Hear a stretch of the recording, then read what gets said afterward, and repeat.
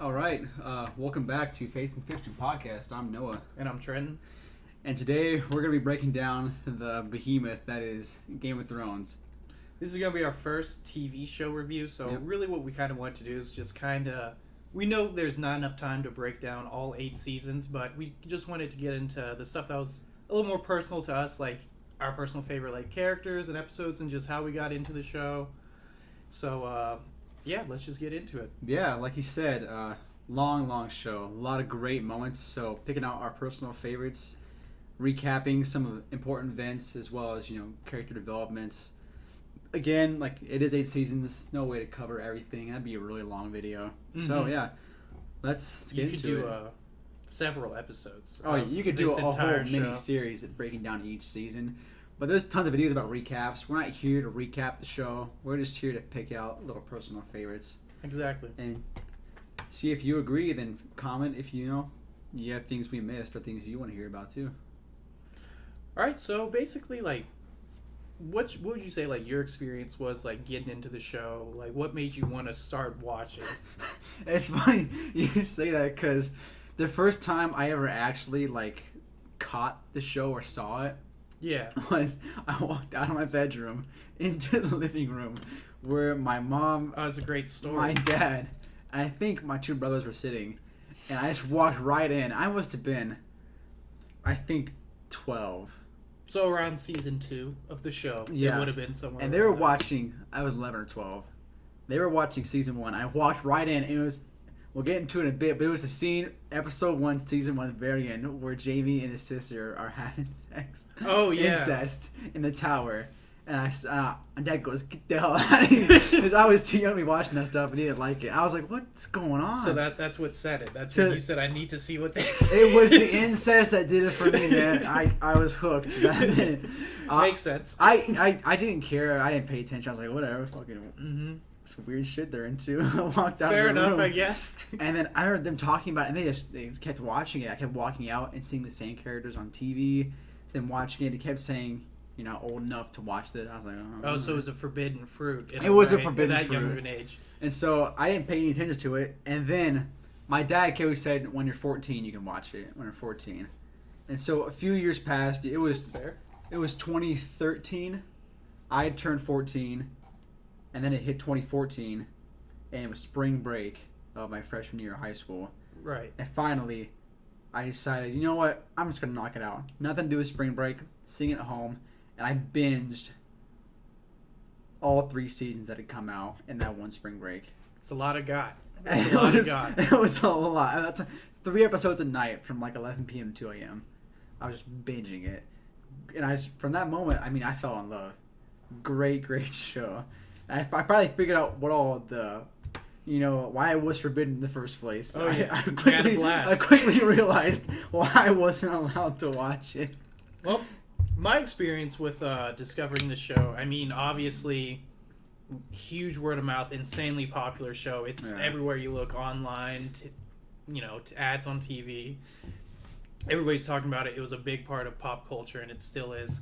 But it was definitely you, when we were growing up, kind of tell me, you got to check this show out. It's the best thing I've ever seen. And, at the time, the series I was into, I like AMC original series. It's Breaking Bad and The Walking Dead it's no were my thing. And, I wasn't big on things like Lord of the Rings and that kind of stuff. So I was like, I don't really know how I feel about something like this. Yeah, I was a big fan of Lord of the Rings, my family. That makes sense. There's similar kind of timeline, storylines, and like world building. Exactly. Worlds. So I was very hesitant to get into it. And, to be completely honest, I was probably a lot more weaker-minded than you growing up. So every time I tried to start the show and get through season 1, I was just so overwhelmed with the massive world building of the show, and I just thought, I don't know what the hell is going on so being that young. Grasp. There was a lot to grasp, but then after a while of just, I gotta say, I must have gone through season 1 and then fallen off and then started back up again at least 3 or 4 times. But then, I got a little bit older and the show was coming closer to an end, and I was like, you know what, I'm gonna have some discipline and I'm gonna get through this show finally. And after like sitting down and paying attention, being a little bit older, I really grew to appreciate the show a lot more for what it was because have you heard the term that people have used for it as if, not to say Lord of the Rings isn't for adults, but they said Game of Thrones is Lord of the Rings for adults. Like it comes with, I can see that. It comes with just way more mature themes and just it's a whole story about like the struggle for power and what it does to people, while also at the same time having just amazing spectacle, great acting. The action was on par, if not better, than most movies that come out. Yeah. And, I really grew to appreciate what the show was. I felt like an emotional connection to these characters. And exactly. Especially from coming from a viewpoint where I thought, oh, Dungeons and Dragons, I don't know how I feel about this. No, it pulls you in fast. I was never expecting what I got. So clearly, like, we both highly recommend you watch this show. And that's just part of it. I mean, starting out season 1, it seems like overwhelming. There's just so many plot lines, there's so many characters. It's like Lord of the Rings. You jump into a world that's already completely built. You're not starting from the ground up. There's already so many things, so many past relationships and fighting and wars have happened that you just have to immediately understand it because you're thrown into them. Oh yeah, and right like I said, I mean, I get it. It's tough. If you think it's not something that would be for you, but I feel like just trust us. If you sit with season 1, not only is it great filmmaking and acting and just storytelling all around, but season 1, by the end of that, when you get into season 2, everything's been set up, it's been established, and you can get a lot more pleasure out of watching things unfold because by the time you finish that first season, you already understand where everyone's kind of at. That's where it's honestly, if you need help, like, watch recaps, watch breakdowns of season 1 to understand the families and the houses and what's going on there. Yeah, we're not trying to say anyone's stupid. It's just there's a lot going on in the show. There's just so much happening. But let's get into it. You ready? Yeah. So all right. So quick few specs and some notes in Game of Thrones. So this show, if you don't know, ran from 2011 to 2019, had a total of 8 seasons. And it's actually based on the book series by George R.R. Martin. Which neither of us have read. No. There's some Stephen King length books. J.R.R. Tolkien. There's some thousands and thousands Still of waiting for books. that last one to come out. They're still waiting for the last one to come out. Oh, I love have you seen all those memes with George R.R. Martin like in a hamster ball? Like, and he's just the way he spends his spare time. People are saying it seems like he's doing everything but finishing his book. They were memes when coronavirus first broke out, saying like George promised, "I have all this time now, nowhere to go. I'm quarantined. I might as well sit here and write," and he didn't do it. He promised the book would be done, I think, in like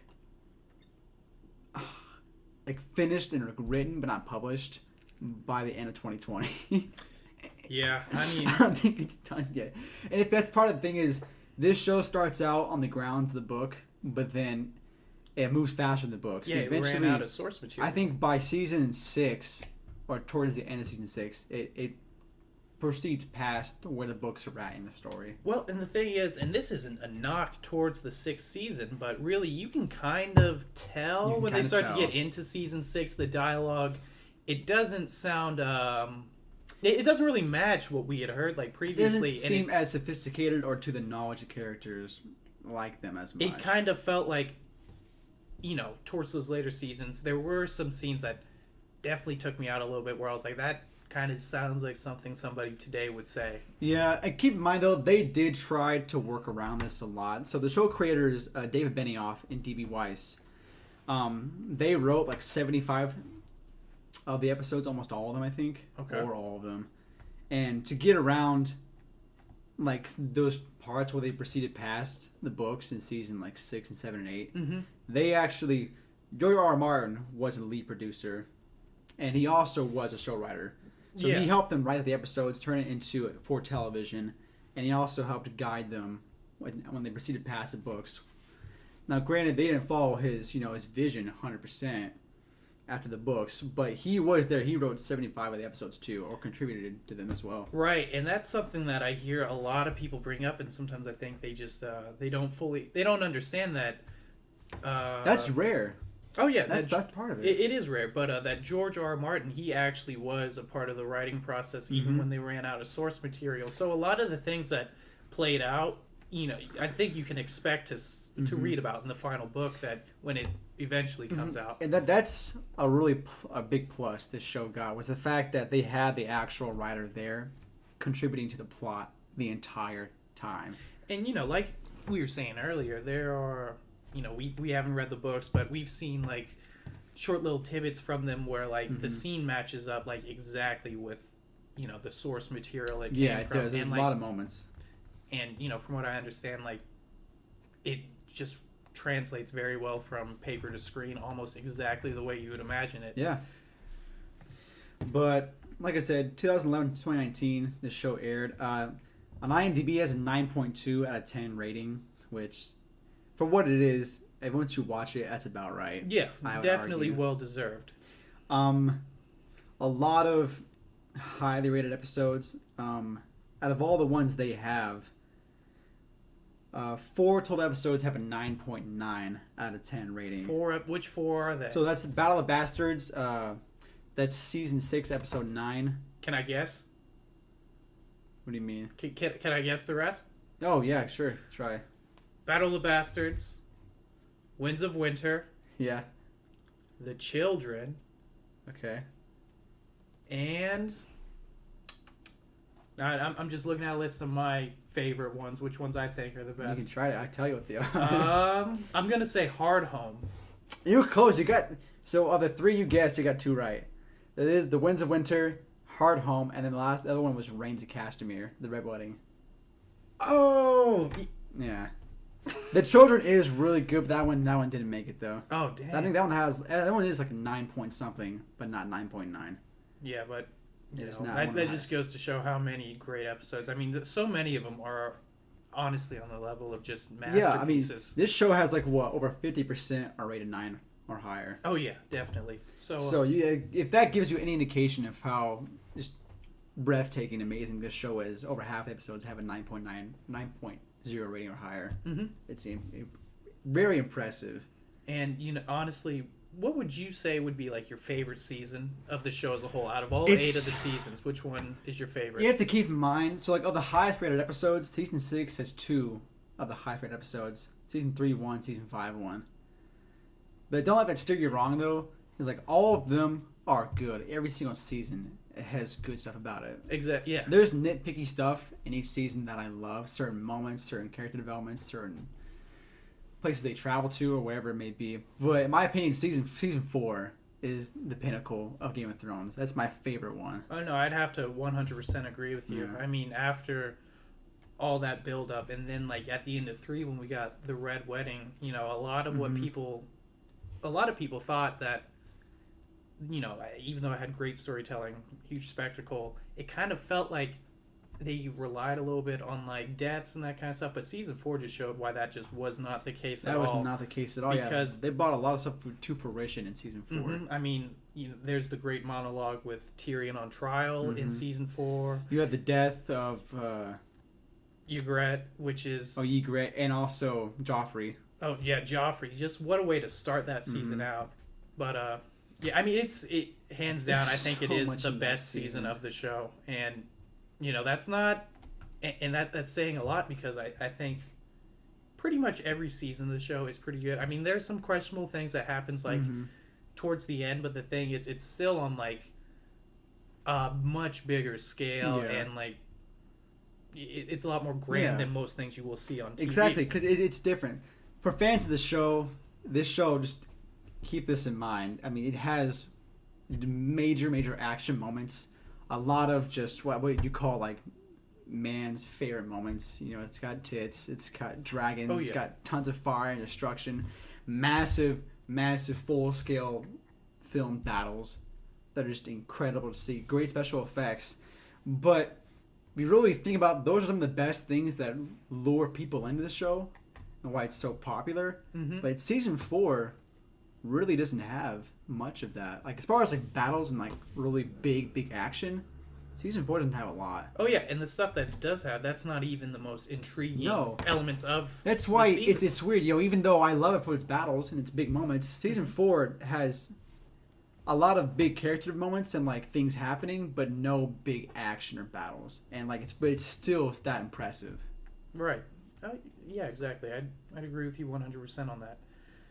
And it's going back on what I was saying about like expecting a show that's Dungeons and Dragons. Yeah. It's a show that like it's literally brought tears to my eyes on multiple occasions, and that's something that let alone I didn't think a fantasy show could really evoke out of me. Yeah, no, definitely impressive. So do you want to start like season by season, or what do you want to do? Let's talk about like some of our favorite like moments from like season 1 and then into season 2. Yeah. All right. So, where to begin? I mean, there's I don't have a lot from season 1, although it was started it all.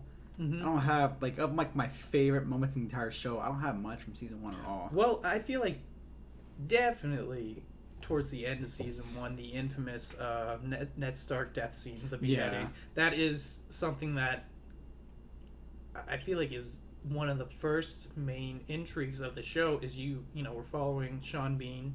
He's a great protagonist. Mm-hmm. You kind of think where the show's gonna go, and then I think season 1 episode 9 shocker. Baylor, when they actually beheaded him. Everybody knows what happens. Yeah.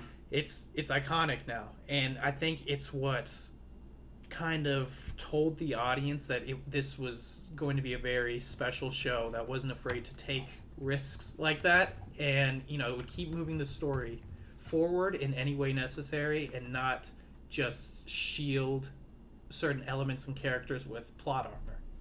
That's a good point. I mean, that is the best moment of season 1 is Ned's death, because they even argued in the show like, no, banish him to the Night's Watch, let him live. Mm-hmm. But like I said, that wild card Joffrey said, nah, give me his head. Oh yeah, and it just even the reactions of not only the audience in shock, but Arya, you have even Cersei going like, no, please don't. And Sansa's freaking Mm-hmm. out.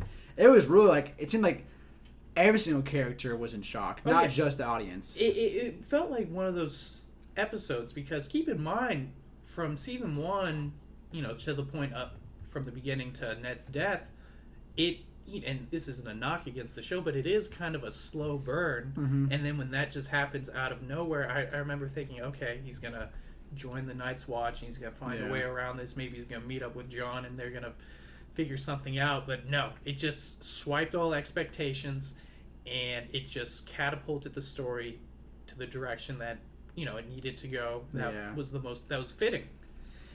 I And think that's funny to say because it killed the main character. they killed the main character immediately. Yeah, ballsy move, but man, that really sets in motion the rest to come. Even though technically, the death of the Hand of the King at the beginning of the movie, the TV show, which pulls Ned down there, is the first death to really start everything. But Mm-hmm. Ned's is what sets the war in motion, sets all the revenge plots to come. A lot happening there. I will say, a smaller moment that I really enjoyed was the kidnapping of Tyrion. He was taken to the Eyrie, to the mountains. Oh yeah, because he's framed for the attempted assassination of Bran. Bran, yeah.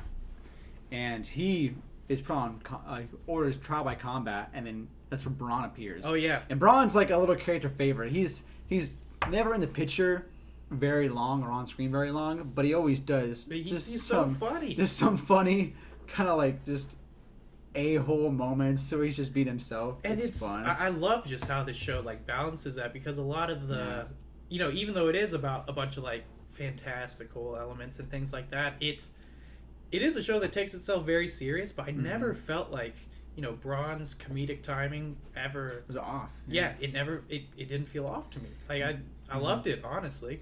But yeah, that whole battle in the Eyrie, I think is just a perfect showcase of just not only Tyrion's wit and luck, but then just the badassery that is Bronn, and how he's just a gun for, I guess, a sword for hire.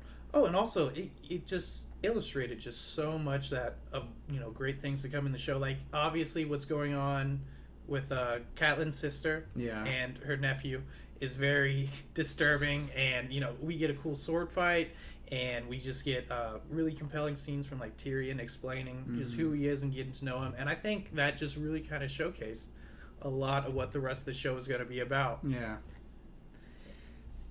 All right. So, any other thoughts on season 1? Season 1, other little moments I really liked about season 1. I would say, like episode 1 or 2, they get the dire wolves, which is just a fun little moment where they all have these dogs running around them constantly. It's kind of just fun to see. They're their house mascot, the dire wolf, and now they have him. I like that you brought that up because not only was it a fun little scene, but it's something that follows them throughout like the rest of the series, and as you watch them grow, it kind of represents like the growth of the series, how far we've come. Exactly. You want to think like, how could they have planned that far ahead? But these simple dire wolves, they get a beginning. So much happens with them, either off screen or on screen. Whether some are killed, some live on. Ghost especially is one of the few that lives all the way through, and you see him grow, and the people he kills and fights alongside Jon. I mean, there's a lot of happening there, and it kind of showcases, like you said, the growth of the characters along their story. Yeah, kind of fun little tidbit to look at. That's the thing about this show. Attention to detail is insane. It's insane. Everything matters.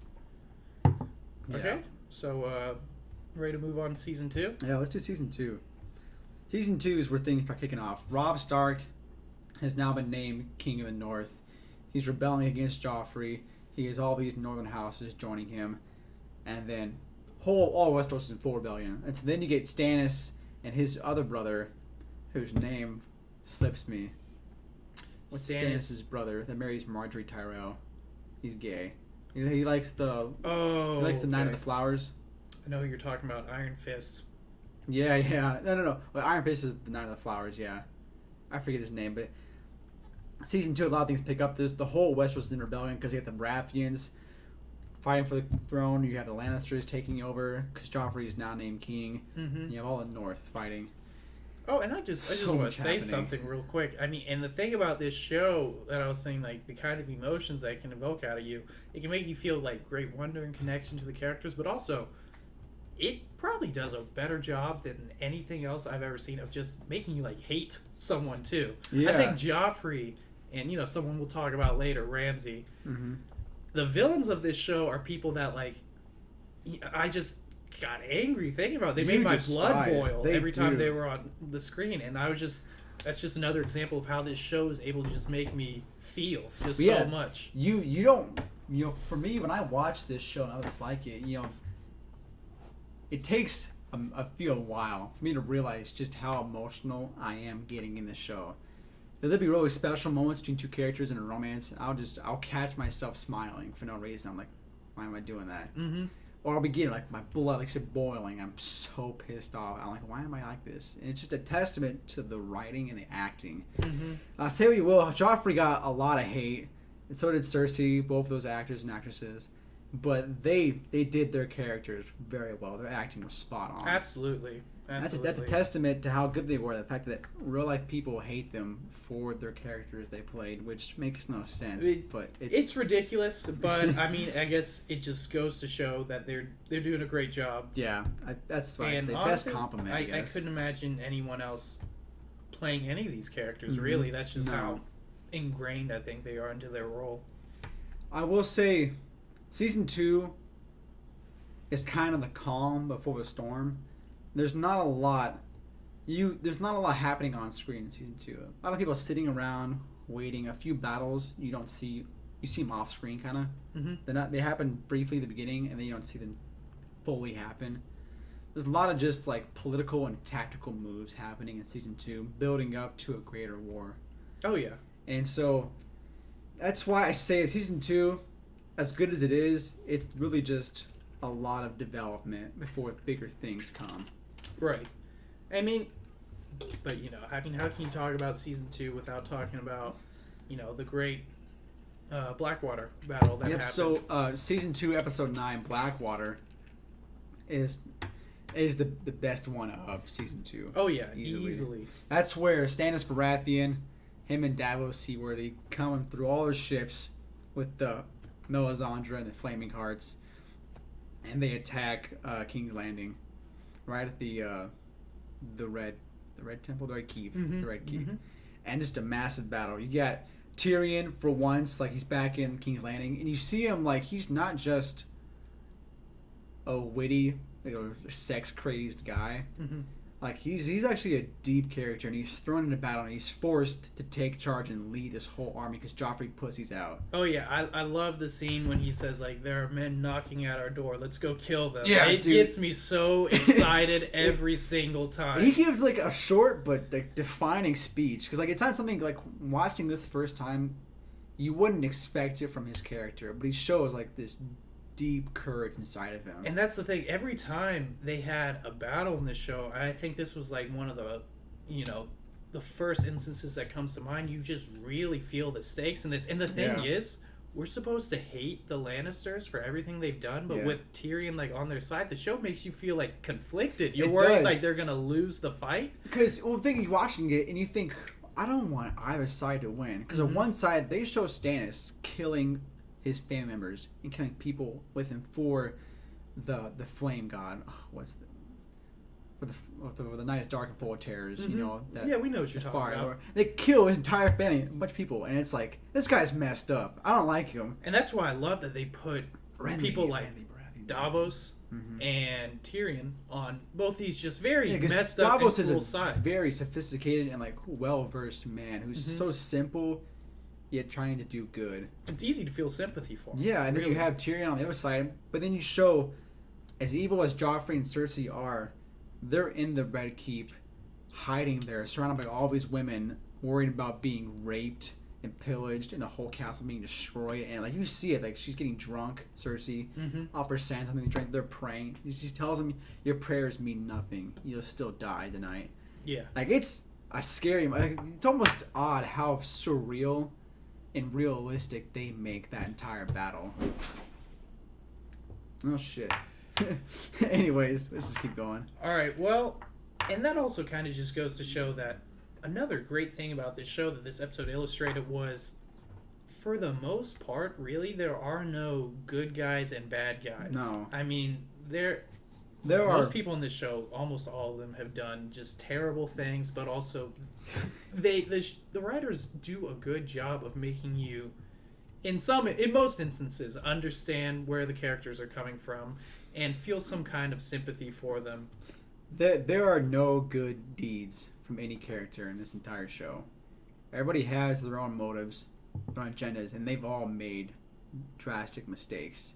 Even the best of them, like Jon Snow or Robb Stark, they show like their negative character moments. Like you're always conflicted. But this battle is the first one on screen you actually get that shows the action, that shows everything happening. The rest were just quick cutoffs, only the beginnings, only the ends, or the cleanup crews afterwards and all that. But yeah, you got Blackwater storms the beach, and then Tyrion has the genius idea to use wildfire, which was used previously, like decades ago, by the Mad King. Right, and that was an awesome surprise too. Yeah, and it just lights you didn't know that was coming. All the ships. And you got Bronn with just one bow. Just one man standing. It's a great moment. I love it. Yeah, this one guy destroys hundreds of Stannis' ships. And you get the beach happening, and then Tyrion almost gets killed by... at the time you're thinking, it could happen. Kingsguard. Yeah. It could happen. You really feel the stakes this time around, going back on that. Oh my god, so much happening. People on Lannister's side trying to kill a Lannister. Like, oh yeah, so and many then hidden agendas. When it cuts the end, you think Stannis' army, he's got them beat, and you see Cersei, hiding in the castle. She's scared, but then like I said, it's so weird how conflicted this show gets you, because then when you find out the Lannisters, they've won the battle. Tywin shows up. Yeah, Tywin shows up, and you feel like you feel a sense of relief. Yeah, and it's like I said, there are no good guys, bad guys in this show, and it's funny because the whole time I'm thinking, I hate the Lannisters so much. Why would I? Yeah. Why would you feel relieved? But yeah, they find a way. Crazy stuff there, man. But that's kind of the biggest moment of season 2. You want to go on season 3 now? Oh yeah, and the finale, obviously, it wraps things up in a good way. It shows Jon Snow. How he goes like undercover with the Johnson. Oh yeah, that's right. He moves beyond the wall. wildlings. Mm-hmm. That did it happen in season 2? Yeah, by the end of season 2, because then he spent all of 3 undercover. Because at the end of 2, he meets Ygritte. What was it, the end of 2? Yeah. Oh crap! I must be off my timeline then. We can talk about that. Yeah, Ygritte. And Jon is forced. I guess you can't say right from the start, but you meet this character. The wildlings are very strange and weird characters. But even those characters, nasty. you feel for them. Oh yeah, but they're only separated by a wall that wasn't put there by them, and they're trapped. And not like they're bad people; they're just trapped on the other side. Oh yeah, definitely. But it's something that I didn't expect to have the most.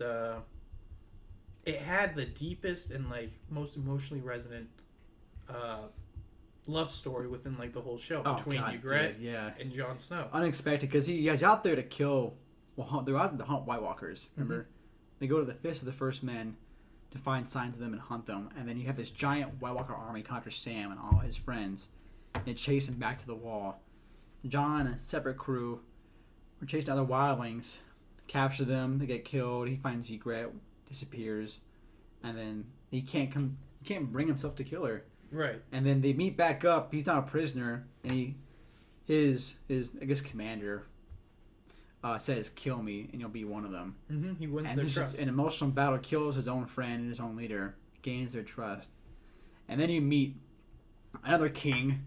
As you could say, another king in the battle, Mance Rayder, or Mance Rider, something like that. Oh, it's Mance Rayder, yeah. He's a king north of the wall. He says, "There's no kings out here. I'm just the leader out here." And it's just so much happening there. So, you want to talk about Daenerys? Oh, we haven't mentioned her at all. Yeah, we haven't. Well, we should say she doesn't do a lot at this point. We should mention the Crown of Gold, though. Oh, yeah. I just want to start off with saying the show does a good job with showing that obviously she's destined for greatness. We think she's a good-hearted person throughout like the whole because she couple starts seasons out of the so show. innocent and just being forced into all these things and by her brother. Too kind of a heart. And it really kind of sets the stage of like, okay, this girl, she comes from a tragic background, like a horrible family, but it kind of seems like she's stuck there, and she has a lot of good intentions, and it's mostly her brother that you feel is like pushing her in this way, controls everything. And we get the super satisfying scene in season 1. Because she's never had a life to herself to make her own choices. Her family was killed and taken from her. She's had to hide and Essos this whole time. And her brother's controlling her. She's sold off to Khal Drogo for his army. And miraculously, she finds love for Khal Drogo. Which even in that sense, as odd as it is shown on screen, her slowly falling for him, I wouldn't say it's played off the best on screen, but it is endearing. Like you show, obviously they have to consummate the marriage, and that's really emotional for her. And she's trying to, with the other slaves, trying to just how can I please my husband? And it starts off like this is a weird, kind of sad. She's put in this situation, but then to see that she grows to love him makes it much more easy to watch, and much more heartfelt, I would say. And I think that kind of. And then their relationship is one of the first things that kind of gives her a sense of empowerment. That kind of, with being the daughter of the Mad King, almost she was kind of somewhat entitled to, I guess, from her point of view later on. Because Khal Drogo, being the Khaleesi, he gives her power. She's not commanding slaves. She's not commanding other troops, giving out orders. And she's growing in courage and strength. And then you see, finally, Khal Drogo had enough, and he puts the pot of gold on Viserys' head and just kills him. And she's like, he had it coming. Yeah, and then, obviously we get to where, Jason Momoa, he's not on the show for long. Khal Drogo, he's killed before the end of season 1. And that's tragic. It truly is. But then, out of that, we also get the confirmation that Daenerys is the Queen of Dragons. And I will say, Khal Drogo's character, it's odd. Such a gigantic, powerful man. You'd think he's clearly going to go out fighting in some badass way. stomping people's faces in. Yet the show turns it on its head. You know, they show that like even this people can die for any reason, just like real life in this show. Mm-hmm. Khal Drogo dies from an infection he gets on a cut Yeah. from a sword, and it's like that's realistic for sure. It happens in real life, but it's like no one expected it, and so it makes the audience question everything that happens. Will a character die from something as small as this? Will they die from this instead? You never know what's coming. I think it happened at just like the right time too. You know, it definitely was the thing that gave Daenerys the boost she needed into becoming this very empowered character, and you know, it's very obvious why she's a fan favorite. Yeah, and then like I said, it's set in stone. She is the mother of dragons. Her 3 eggs are hatched in the fire of his grave, and she's reborn as the queen of dragon, mother of dragons, as you say. Yeah. Now this is where she really starts. And then season 2, journey. She is kind of just walking around for a while. Season 2 is a struggle for Daenerys. Yes, she ends up at Karth, but I really like the resolution of all that when, you know, she's seeing all these things. She sees Khal Drogo again, and I think that was a great scene of her foreshadowing. Just, Talking about that. Where go ahead. I mean, like the warlock, she's walking around. She foreshadows. You know, she sees Khal again. She sees the Red Keep destroyed and covered in snow. There's like a lot of foreshadowing in that entire thing, which you don't even understand how much is happening when she's walking around, and all these visions are taking place because so much of it really does happen. Yeah, and it's like it's hard to think in season 2 these things will happen in season 8. Oh yeah, it's crazy the planning they did. I mean, foreshadowing and, you know, a thought out plan, as well as God, you know, I feel like it was her kind of confronting her past, which, you know, season 3 obviously gets off to a great start for Daenerys. You know, the most powerful, well, not as in like the whole show, but up to that point, the most powerful we'd ever seen her when she acquires the new army, the Unsullied, the Unsullied, and yeah, you finally get to see like some action happening with her kills dragons, all the killing the slaves, yeah. and a lot of cool stuff happening there. I will say, Dany has one of the deepest yet at times most convoluted character developments.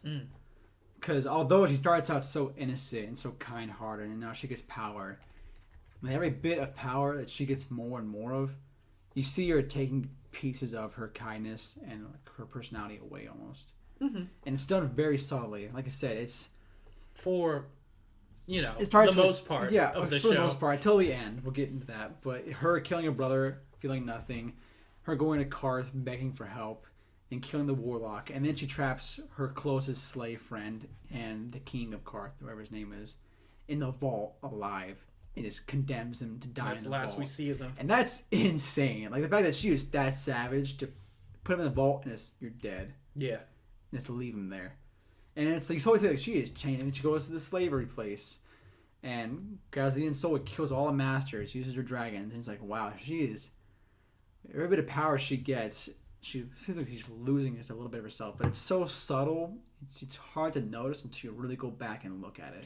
And, you know, the thing is all of these things that she's doing and parts of herself that she's losing, you know, as an audience member, you do notice it, but at the same time, in a show that's full of everybody doing terrible things and terrible things happening to everybody, and you think about, like, you know, these people that she is affecting, it's not like they were great to begin with or anything. So it seems justified for it does. The most part. A lot of the time, it really does seem justified. Her actions aren't justified in things she's doing because these are bad people she's killing. But in a sense, you have to think about she's still taking lives, and that takes a toll on her character. Because these people, again, they try to make them realistic. They're not just 100% heroes. With every life taken in the pursuit of greatness and being good people, it fundamentally hurts their character more and more. Like it would a very real person. In the same sense. And that's just one of the great things about this show. Oh yeah, and you know, like we said, by season 3 she's at astronomical heights. But the thing is, you know, on a flip side, Jaime Lannister, the Kingslayer, he is probably at his lowest that he's been throughout the whole series by the time season 3 comes around. Well, he's been a prisoner like all of season 2 in Rob's army, and still a prisoner in season 3. And there's just so much happening where he's just stuck trying to escape, killing his own cousins, doing just vile things because he wants to get back to Cersei. Well, that's the thing about Jamie. I don't know what happened there, but that's the thing about Jamie is from the beginning I thought he was a little bit too obviously looks wise Mr. Prince Charming. I didn't think Perfect, that I didn't think he was a character that they could ever get me to be that invested in. Well, people really say Jamie goes through an 8-season redemption arc. Mm-hmm. He starts out as a vile guy who just kills whoever he wants, pushes kids out windows, bangs his sister. Yeah. Doesn't give a shit. Hates the king. And we didn't even mention the king Baratheon dying, but Joffrey took his place, but not important. But he seems like a really evil, just I hate the world man. I only love Cersei. Oh yeah, and just the performance of this character too, just from kind of 2-dimensional all the way to just this broken, beaten down man who, even though it is very messed up and uncomfortable, the idea of somebody loving their sister, they find a way to bring just layers to his character that seem impossible. Yeah. It seems like how would you pull that much from something so small? Yeah, exactly. It's impressive. So, in season 3 now, things are really taking off, which is what I love the most about it. You have Jon and Ygritte. Their relationship fully develops, and now he is in love with her, and he's conflicted because she's a wildling, and he is an undercover spy. And their relationship, going back again on how everything feels just so real and genuine. That's the thing about it. It doesn't seem extremely romanticized and stuff. You kind of just understand that they get some kind of mutual respect out of each other as he just builds more and more trust with the wildlings and just everything that they've been through. And it's funny because you see them kind of giving each other shit throughout the whole season. Yeah, it doesn't seem forced. Exactly. It seems very natural. And maybe that just goes to show that's the chemistry was so good because the actors they got married on screen. They got married. That's a good point. So it felt just real it romance. Was the fact that they ended up actually marrying those two actors. It goes to show that their chemistry was that good on screen. Mm-hmm. It traveled off screen too. Exactly. That good. Or maybe the other way around. Yeah. But anyways, there's a lot happening in season 3. We also have Jaime. I want to mention his vow to repay Catelyn Stark, because Catelyn Stark frees him, sends him as a hostage to get Sansa back and Arya. Yeah. And yet he goes to Brienne of Tarth and he gets his hand cut off. He gets sent back and recaptured. He gets put through the ringer. Then he still vows saying, no, I have to go back. He gets to King's Landing, gets saved. Then he still says, no, I have to send Sansa back. I made a promise. Yeah. I have to uphold this. And that's just kind of, you see his character changing at that point. The fact that he wants to keep his vow to a woman that at that point is dead. Yeah. So it's just one of those things. So I want to also say Jaime has a fantastic monologue. Like I said, at this point, his character's not really doing a whole lot. He's just someone you don't like. You don't feel any sympathy for. You don't trust him. You don't respect him. He's just kind of there. Right. And he's with Brienne. But in Kissed by Fire, season 3, episode 5, he's taking a bath. And he's just covered in dirt, and he climbs in a bathtub with Brienne. And she's like, what are you doing, man? Get the hell out of here. And he just, goes full-blown, heart on the table, and just emotional. He gets almost visceral and angry, talking about how he's been treated, how he's the Kingslayer, how people were shouting and dying, and Mad King was saying, burn them all. And he said, what would you do? I had to kill him. And that's the thing. That's what this show was just so good about, taking a character from the beginning who just seemed like he was very two-dimensional and just, bringing him down and just showing us, how would it really feel to just have that image of yourself that is just out there that you in your head it's completely maybe not justifiable, but it's something that you deal with every single day. Because that's one of the beautiful things about the show is the entire world sees Jaime as a Kingslayer, as a betrayer, as untrustworthy, as a sick man who will kill anyone who gets his way, the best swordsman out there, and they all hate him even though he did the right thing. Right. And the audience feels the exact same way. They all hate him. They don't trust him. They think he's vile. Yet they show that not all perspectives are true. There's so much more to Jamie as a character. And more if you were in his position, would you want to be called Kingslayer the rest of your life if you did what you had to do to save an entire country or world? It's like things that don't occur to you about one small character in this show that didn't blow you completely apart. Exactly. It's hard to sum up just how much effort and how they change your view of so many characters with such small scenes. Right. That's the best way I could put it, really. And for the most part, I mean, season 3, it's a great season, but obviously, I feel like arguably the biggest standout of the entire series, the most iconic Let's get into episode is part of this season. Season 3, episode 9, The Reigns of Castamere. How could we not talk about as this we episode? said before, this is the first of the 4 highest rated episodes in the entire series. Reigns of Castamere 9.9, season 3, episode 9. And this is where the book really aligns with the TV show. Oh, yeah. And we have all the stuff with Robb Stark.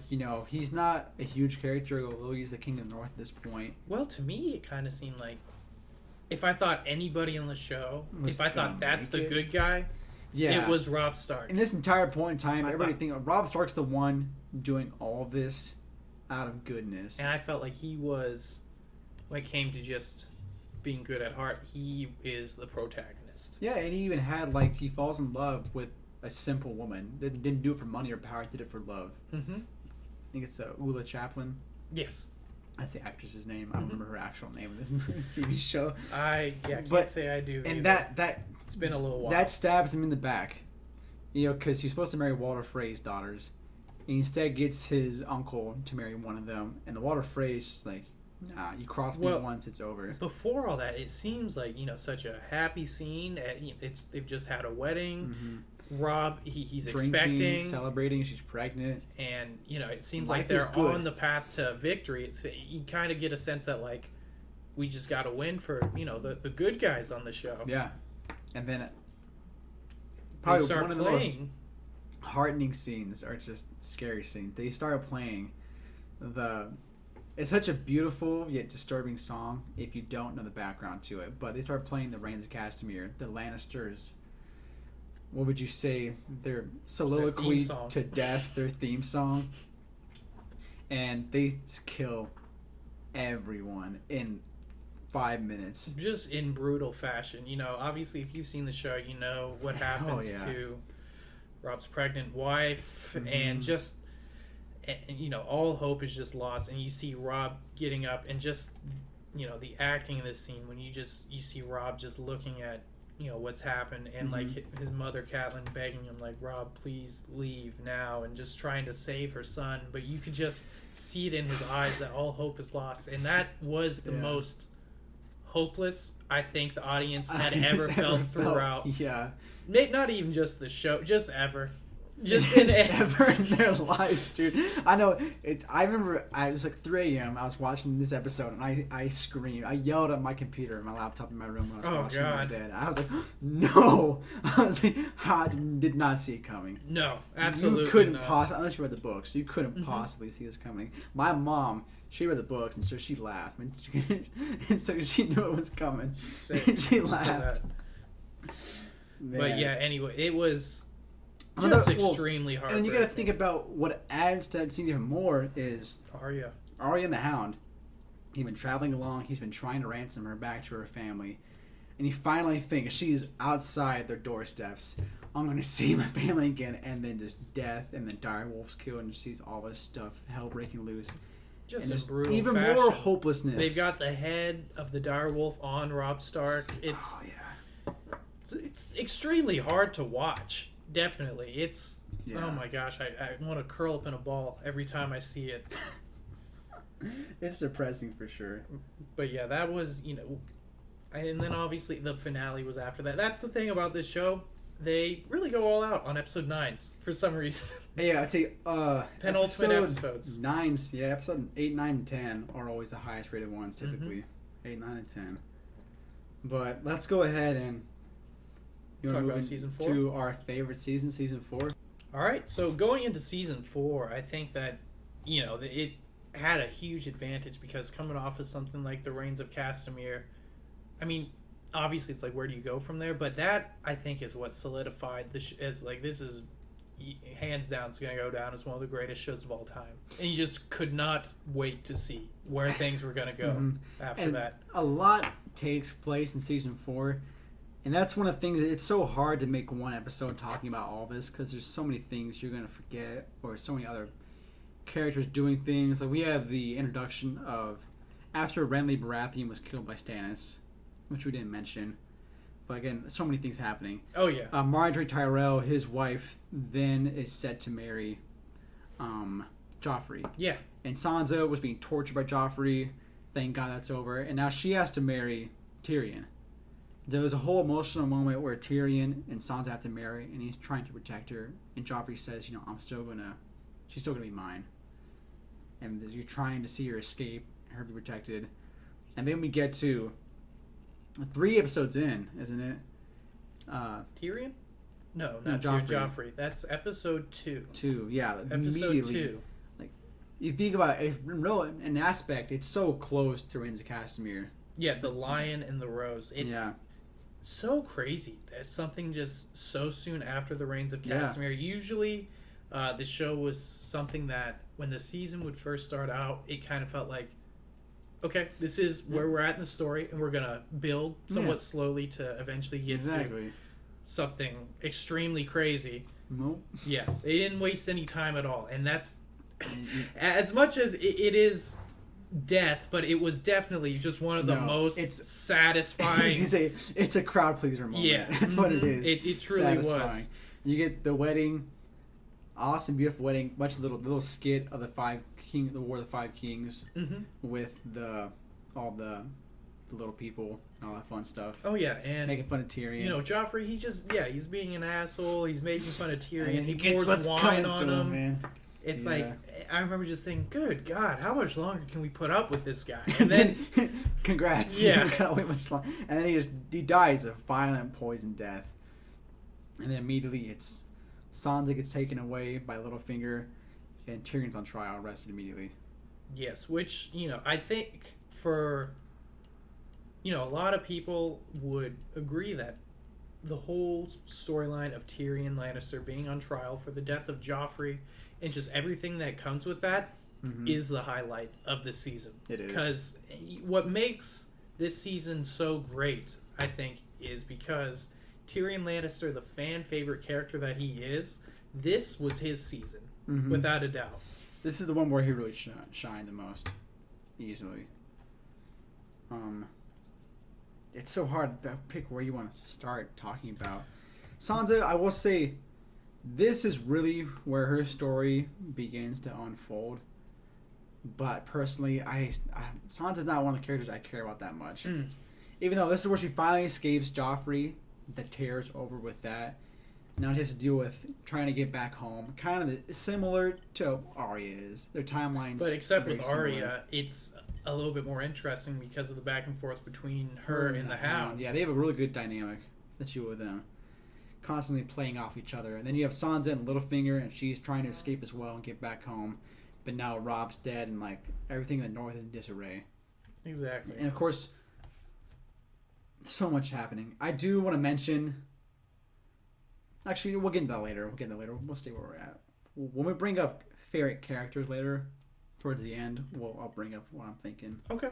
But yeah, Sansa escapes. She's now somewhat free, but not out of the fire yet. But really, episode 6 and then to 10, it's nonstop. Yeah, definitely for me, and I feel like you would agree, the highlight of the series, just where that many episodes in a row just knocked it out of the park, absolutely. And, from episode 6, that's when we get the Laws of Gods and Men, and, we finally get to see Tyrion's trial, and, we get the crazy twist of the woman he loves, betraying him. I always feel so bad for him, because, he wants so badly to be a good person, yet he's he's almost like resistant or hesitant because of this family and the position he's in. He's an alcoholic, and his father, just the way he's treated, and he's hated by everybody. Oh yeah. And he has a moment. It's his monologue on the trial, the laws of good gods and men. He has his monologue when he's on trial, and it's almost reminiscent of the same one with Jamie in Kissed by Fire, where he's talking about him explaining who I really am and what I've been put through, and who you think I am, but I'm not. And Tyrion has a very similar, heartfelt moment on trial. He's like, I wish I was the monster you think I am. I wish I killed Joffrey, but I didn't. And it's chills every single time. It's a powerful monologue, dude. Yeah, on edge of your seat, even though there's nothing happening. Mm-hmm. It's just a trial, talking. But it's just talking, and you feel it. Mm-hmm. I would say the acting is especially from Peter Dinklage. Dinklage. Oh my gosh, it was so good. So much of the acting in this show. I mean, I can understand why a lot of people say he snubbed the Emmy, because if he was ever going to win it, it was going to be for this season. It would have been. But I mean, going from that point forward, obviously all of this, it leads into the big fight that kind of has been building up all season between the Mountain and the Viper. Because he has no chance to win. He knows it. His sister wants him dead. Always has. He was nearly killed at Blackwater. Mm-hmm. You can't. So now the same as before in the Eyrie trial by combat. Yeah. And you get the introduction of the short-lived but brilliant Pedro Pascal as Oberyn Martell, who comes in. And this is one of the things at the very beginning we said, there's so much history between characters and backstories that you do not know. Yeah. That really play a lot. You have to figure them out along the way. Mm-hmm. This is one where you figure out, Oberyn's sister was at King's Landing, was raped, and her children were murdered by the Mountain. And so given that Cersei picks the Mountain as her champion, Oberyn volunteers because he wants revenge. Exactly. And so we get this amazing battle of the Mountain and the Viper, season 4, episode 8. And like I said, it's the Mountain versus Oberyn Martell. And this one, again, follows very closely the books. Oberyn has the upper hand the entire fight until the last 5 seconds. Oh, yeah. And it's a visceral. Definitely it's a bloody one of fight. The most brutal and shocking just moments of the entire series. Like I said, there's no and it no just big ends battles. after that, too. It ends just a shot of just Tyrion's face in disbelief because you think, oh, he's gonna win. Like, how is this happening? He was winning the whole time. It's believable too for somehow. He played around too long. Mm-hmm. He was getting too cocky, and then he got murdered for it. It's so many shocking scenes. And I remember by the end of all that, like, you wonder what's gonna happen. You're like, oh, Tyrion, he's screwed, and then it just cuts to black. It cuts, and then even more Tyrion development the next episode. Well, they take a break from that, which they actually lead into what is, for me, probably the most emotional episode of the series. It's the Watchers on the Wall. Even though we said that, like, this season... That was 9, wasn't it? Episode 9? Mm-hmm. Yeah. Yeah, even though we said this season, it does kind of take a break from those big battles and stuff. Like this episode, it's all about the battle, which those are cool too. Definitely, it's a lot of fun, and it's just visually stunning, and the fire mixed with the ice, and you just see the contrast like even and everything. The strategy of at the wall, dropping barrels of oil, lighting on the fire, the swinging anchors, everything, and then they break past the wall. You have the giants on screen. You've never seen them before. Fighting. And then just so much happening. And this is running before around. It's before Battle of the Bastards. Yes. So it's just we've never seen anything like this before, and I think it does. For me, I think the battle, it comes very close to Blackwater. I don't know if you could say it tops it necessarily, but I think it would almost be just as good. As far as emotional resonance, for me, I think this one's a little better. Oh, because going into this battle, point. You think of Ygritte found out Jon was a secret agent, whatever you want to call it, and shoots full of arrows, but she can't bring herself to kill him, just as he could. Oh, that scene! There's no music. There's no dialogue. Just them looking at each other. Yeah, he runs. Oh, I'm thinking a different one. I'm thinking before we got to the castle. Oh, back in 3. By the end of 3. But then, he gets to the castle again. He's setting up. He's wounded. They get ready for the battle. And then you get to him fighting and fighting and fighting, and then just the shot of her and the bow and arrow staring at him. No music, it just quiets down. And then, like, you know, he starts to smile at her, and then, you know, because it's the first time they've seen each other all season, and it's towards the end of the season, and, you know, it doesn't seem like there's going to be any violent confrontation between the two of them, but then just out of nowhere, she gets hit, and then, you know, John, he runs over, you know, to hold her, and he just talks to her one last time, and then, like... You find out Ollie, the boy Ollie, was the one to kill her. Yeah. Exactly. It's, you know, understandable, but still heartbreaking. Which I want to say, I'm kind of glad they did it this way. I'm glad they had that moment, eye to eye, on the battlefield, where he smiled and was quiet, and it felt right, and then she dies, and he gets to hold her right there. Because in the book, that's not how it plays out. In the books... They describe the Night's Watch, they make their arrows themselves, and they mark them with, you know, their initials or a piece of themselves, like a white feather. Some of them mark it as theirs. Right. And they're launching them just everywhere in the air, like you would back then in battles, waves of arrows coming down. And he finds her body after the fact, and he finds out one of his arrows is what killed her. Oh. And so she's been dead a few hours, that would have been days.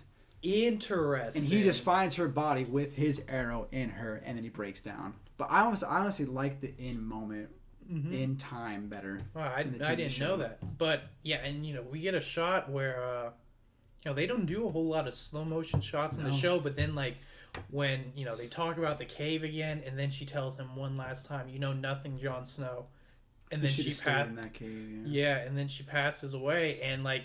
Just the slow-mo shot backing out and just this crazy battle happening in the background. That's just a beautiful shot. It truly was. It was it was a scene in the show that, without a doubt, brought a tear to my eye.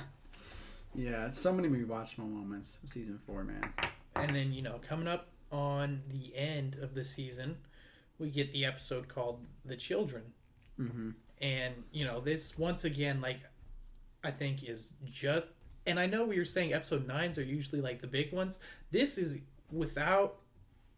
season 5 was pretty good, but I'd say season 4 had the best season finale out of all of them. Remind me. Yeah, there's just so much happening in this episode. Tyrion, he kills his father by the end. Jaime frees him and kills his dad and kills Shay too, the love of his life. Another heartbreaking scene after what we just got in episode 9. And then, you know, we get... you know, once again, another heartbreaking scene with the Hound and Arya when basically after Brienne beats him, yeah, that huge fight between the two of them, and then when Arya basically has to say goodbye to the Hound because he's gonna die, and you can tell he's trying to make her angry and stuff, but you just feel everything they've been through together, and she just can't. And what about Daenerys? Is this where she captures Meereen? Is that at the end of the season? I think she does have Meereen by the end of 4. Yeah. Yeah. I mean, yeah, just a lot of turning parts in the show. And then, you know, Tyrion, after he kills Tywin. Varys helps him hide and go over to Essos. Yeah, and, you know, just a great close to, you know, just an amazing season. The best that we've ever gotten for Game of Thrones. All right, so now going into season 5, you know... Things at this point with so much happening at the end of season 4, so many like full plots taking place with so many deaths. Everybody's on their own escaping. It really slows down at this point, and you're getting just them traveling and going places or trying to find different pieces and that nature. So we have Tyrion. He goes to Essos to try and join Daenerys and be like the right hand or just he wants to be an advisor to her, and he gets captured by Jorah, and then he finally meets her, makes his way in, and they buddy. You know, which is, you know, it's cool to see because these are two, you know, A-list characters that we've been following from the beginning. Yeah, and they're family enemies technically. Lannisters and Targaryens are exact opposites on the spectrum of war, but it's cool to see them together, and it's a rooting moment from fans for Tyrion. You have Sansa. She was with Peter Baelish in the Eyrie. Her aunt is killed by Peter Baelish. And now she's headed to Winterfell which is now under control by the Boltons, because the Boltons betrayed. They were Stark at the Reigns of Castamere. They were the Red Wedding. for the Red Wedding. Yeah. Yep. And I think, that is when, around the time we get to know just Ramsay. And, I already thought, like, Tyrion was somebody that, like, I couldn't, he just made my blood boil so much. I think Ramsay, I might dislike him even more. Joffrey and Ramsay. Joffrey. Yeah. Oh, did I say Tyrion? Yeah. Oh, I'm sorry. Ramsay, he's even worse, man. Although Joffrey was sadistic and evil and said cruel things, he only did a few things, like, physically that were that bad. Ramsay brings the physicality. Yeah, he was definitely the worst you could just imagine for a person. Because he spends a season, all season 5, torturing Theon. Yeah. For pretending to kill Bran and the other brothers, the Starks, and for taking over Winterfell. Yeah, just and he tortures them. He violates Sansa, who's someone who I feel like, she's already had so much innocence just taken from her, but you just feel so awful this for is her throughout home. like the show. Mm-hmm. She's been wanting to get back here, and it just makes it so much more tragic. And Ramsay, he's a POS, definitely. And then he kills his own dad by the end of it. Yeah, just slimy. Nothing redeeming about this guy. I know we said that was one of the great things about this show is how it brought layers and redemption, but Ramsay, he's pretty the only layers they bring to him is just hate. Hey, because he was a bastard by his father, and there's some stuff there, and he's never been fully loved by his family or accepted. But he's a great mirror to Jon Snow. He's pretty. Jon Snow is the best example of what could happen to as a bastard in this world, and Ramsay is the polar opposite. It really is. On top of this, we have Arya. She makes it to Bravos, and she trains to now become an assassin. But she's pissed because she's just. Obviously she's hell bent on getting revenge for. Everything that's happened with Robb and Catelyn and Ned from like the beginning of the show, and we've seen her just become a stronger character over time. And this season, for the most part, she is just she's in the House of Black and White. Yeah, but let's I guess enough explaining. Let's get into favorite moments from the season. Okay, let's get back to that. So, like I said, it starts out slow, but really, like 7, 8, 9, 10. Or 8, 9, 10. I'll say this. One of the things keep me like just super invested. I thought the Sons of the Harpy were I thought they were very entertaining as villains. Every time they showed up on screen, I thought they were just super menacing. The masks they wore were just extremely terrifying. Typically, it was so sudden. They came out of nowhere. Someone's just in a brothel and they just throat slit. You see a hand come down. Yeah, that was instantly. They are definitely some of the more memorable like group from the show that didn't have that much of a screen they didn't have like a house behind them or a name to them or faces to the characters. They were just a hidden secret group. Doing all this destruction. And so it made them even that much scarier. There's no name or character to assign them with. Oh yeah, in that sense. But anyways, as you were saying, I'd say a lot of good moments at the end of season 5. Well, obviously we get into the Hard Home episode. Hard Home comes towards the end, yeah. And the thing is, as much as like I've enjoyed this show and what was going on, we keep hearing all this talk about like the White Walkers and winter is coming. It was infamous. Where by are this they? point. Yeah, the last time you actually really saw them was when they attacked the Fist of the First Men, or at the hut outside of the wall when Mormont died and Sam escaped and all that. The guy and his wives, his daughters. Yeah. Yeah. And you only saw one then.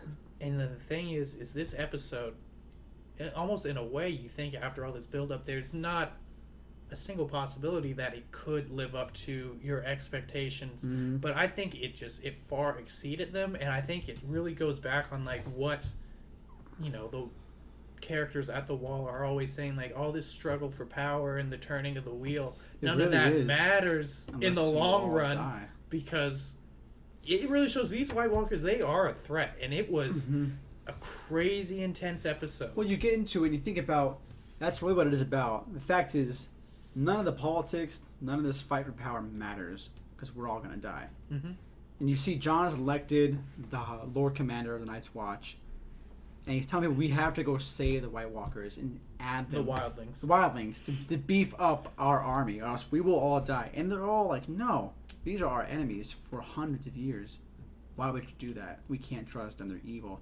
And he, like, you see him, it's almost like you feel for Jon because he's trying so hard to explain. Do you not understand? We're all going to die. Oh, yeah. So please. It's a great contrast to everyone else fighting their enemies. Amongst themselves, yeah. Mm-hmm. And it's exactly. like, you guys look at the bigger picture here, and they're all just quarreling among themselves. It's just a great job the show does of just showing what the struggle for power And does it makes to me everyone. angry thinking Yeah. about it. But he goes to Hardhome, and you get just finally the first battle on screen with White Walkers against humans everywhere. You have an amazing battle between Jon and that one White Walker leader. Then you see the actual king of White Walkers. Yeah, the Night King. The Night King. And then you have all these You know, minions popping up everywhere, attacking people, clawing them left and right. and then, you know, just super intense. It just felt like, how are they going to make it out of this? But then you see, like, a few of them make it off with, like, a handful of the wildlings. The final shot where he raises his hands and they all come back. You realize this is worse than they thought. He can raise any dead body he wants. Yeah, and it was just, oh my, it just filled you with absolute dread of what was to come. You feel for him because nobody understands what the White Walkers are, what they're facing, and what's coming, except Jon. Exactly. And he barely saves a few hundred of like the thousands of wildlings that were there. Yeah, The rest die. It really did illustrate the threat of, you know, this enemy. Yeah. That's a really good episode. And then, you know, that one has, like I said, that's the 9.9, the second 9.9 rated episode. Yeah. Hardhome. Rightfully so. That's probably the best we've ever seen the White Walkers, actually. And then one of my favorite moments is, again, talked about Jon, his fight between those who want to quarrel amongst themselves in the history and the past, and those who want to fight for all life against the White Walkers. He gets back to Castle Black. He lets the White Walkers give him some land, let him stay there, and then just a heartbreaking moment. They say his brother's back, but he announced your uncle's back. Yeah. He's here down here. The writer's been gone forever. All these seasons. Goes downstairs to the courtyard, and then they proceed to all just stab him. And that was definitely, I almost gotta say the most shocking scene. I was shocked. I know they brought him back, but I just remember saying no. Oh my gosh, I couldn't believe what I was seeing. It's such a sad way for him to go because he's the epitome of good of all Game of Thrones. Exactly. He acts so selflessly throughout the entire show, and he's killed by his own men. Yeah. And Ollie, the same guy who killed love of his life, kills him too. Oh yeah. Backstabbed twice. It's heartbreaking. Right, and then, you know, another thing I want to touch on real quick, the penultimate episode of this season, episode 9, the Dance of Dragons. Yeah. You know, that's the one, I feel like it brings Stannis' story to a close. It does. I remember thinking, you know, we've seen a lot of stuff in this show, like up to this point, a lot of disturbing material, but it just brought it to a whole different level when it got to the point of him sacrificing his daughter. His daughter, yeah. And the most innocent person. Yeah, in that the story. is definitely one of the hardest scenes to watch in the show, and it just really, you know, once again capitalized on the struggle for power and what it does to people, and then it was all for nothing either too. He still dies. Yeah. And then Brienne finally gets her revenge and finishes him off. Revenge for Renly's death. Yeah. Yeah. Had it coming. So much happening there. Okay, so anything 6? else about season 5 you want to mention? No, I think we got the stuff that sticks out to me. Matters, yeah. Season 6, again, this one starts out a little slow in the beginning, but man, like I said, this one has the two 9.9 rated episodes at the very end. Well, I'd have to say, episode 2 for season 6 was a great one. That's the whole The Door episode.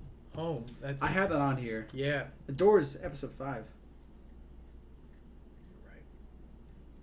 Yeah, episode 5. cut. The Door. You don't gotta cut. It's fine. Mistake.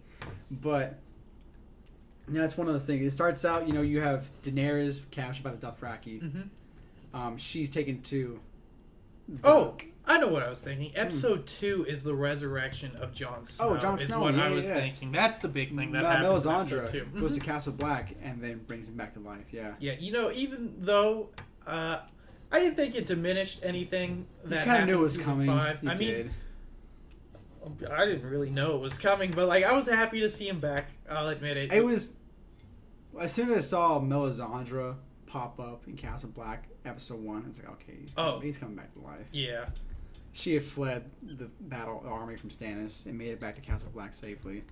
I was like, okay, she's gonna bring him back to life. Yeah, some dark magic. It's still great to see. And then he fights and he kills and hangs Ollie and the betrayers. Oh, and then when he just says, "My watch is ended." Yeah, that is a great scene. Yeah, it is a good ending. But one of the best ones, we haven't touched on Bran very much because. Oh no, I mean, to be completely honest, I feel they know this. He is kind of an investment in the show. Something that is established early on that they know will bring great significance later. Towards the end, yeah. But for the most part, up to this point, it's just been that waiting. You're waiting, yeah. So Bran is now established as the three-eyed raven. He's been training to be a three-eyed raven. And he's been up past the wall for a while. But season 6, episode 5, The Door, is... Bran's had very little happening around his character very much. Right. We know he will eventually bring great significance, but the one thing that he has kind of had going for his storyline throughout the whole show is you really do kind of feel that him and Hodor and his other traveling companions have built such a strong family, bond. yeah. And, him and Hodor was family to him before any of this happened.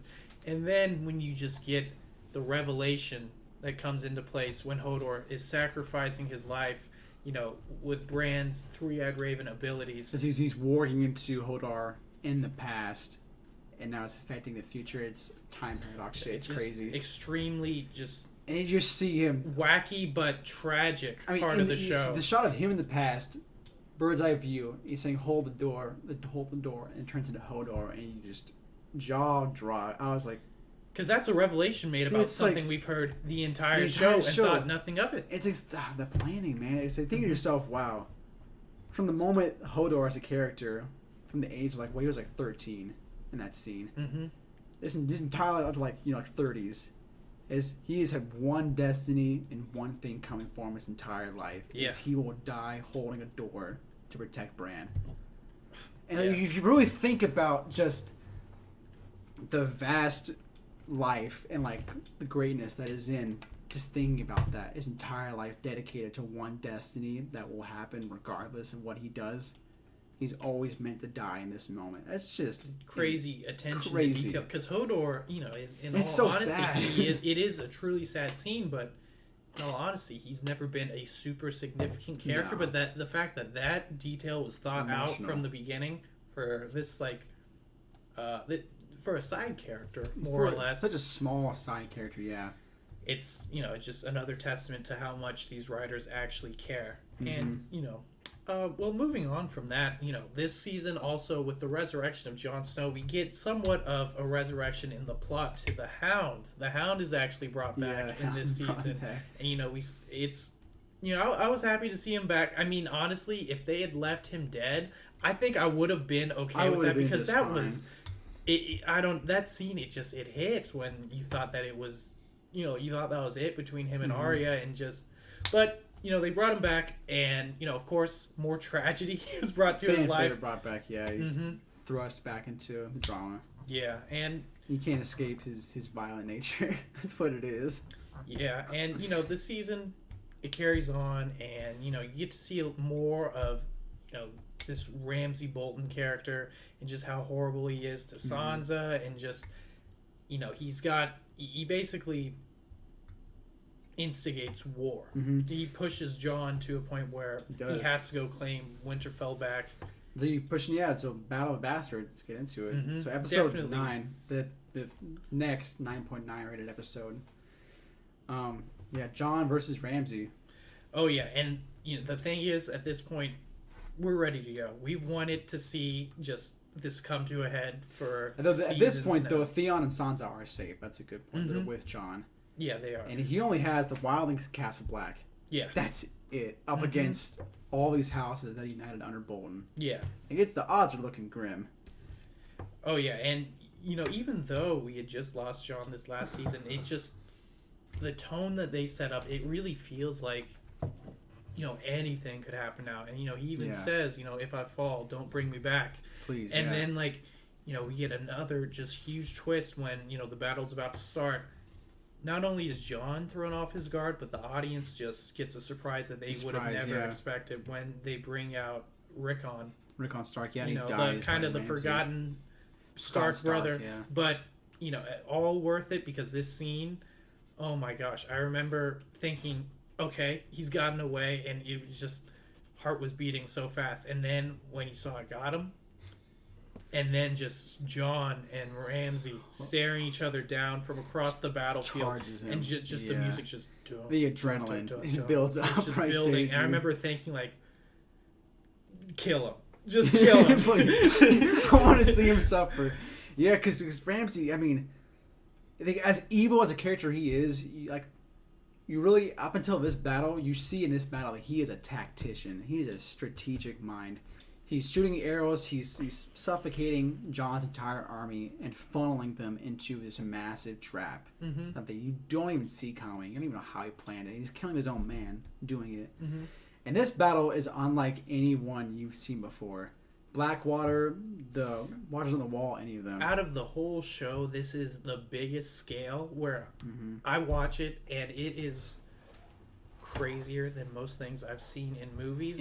How much practicality and just the size of how many extras they had. Just the shot where the two cavalries collide, and you see horses flying, bodies flying, things flipping. And it has to bring just one of my favorite shots of the whole show too. When you think it's over for Jon, his horse gets shot down, and it's just him, his silhouette, and Ramsay's army coming at him, and he pulls out Longclaw. I would say even that scene's really good. Then they have a shot in the middle of the battle. You have a one-shot take, a really good one-shot. Oh, I know which one you're talking about. It's following Jon around as he's slicing, dodging horses, stabbing guys. It's absolutely insane. And then right when things look the most grim, that's when the Eyrie and Peter Baelish brings in the whole army. It's Sansa's help. And it was just a brutal fight. You just see them climbing on top of bodies. It was unlike anything. Yes, it was unlike.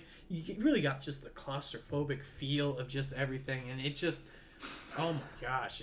And then Ramsay finally, gets what's coming to him by the end. They finally battle. And then he doesn't even kill Ramsay at the end. No, he doesn't. Sansa kills him, putting him in the dog pen.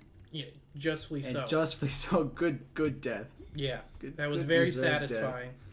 But you gotta think about it. At the same time, Battle of Bastards is happening. We have Daenerys. Okay, she finally has all the cows. It kills all the cows, takes up all the Dothraki, and heads back to Meereen. And gets Drogon. Picks them up, and they show up. And all hell's breaking loose. This entire time, Tyrion's been in charge of Meereen. They put him in charge as the hand of the queen. And he's been leading the city, trying to make things right. But then the slaver tries to make a deal with the slavers. Yeah. They reject it. And right when Daenerys shows up, the slavers are launching catapults and attacking the entire city, killing everybody. Yeah.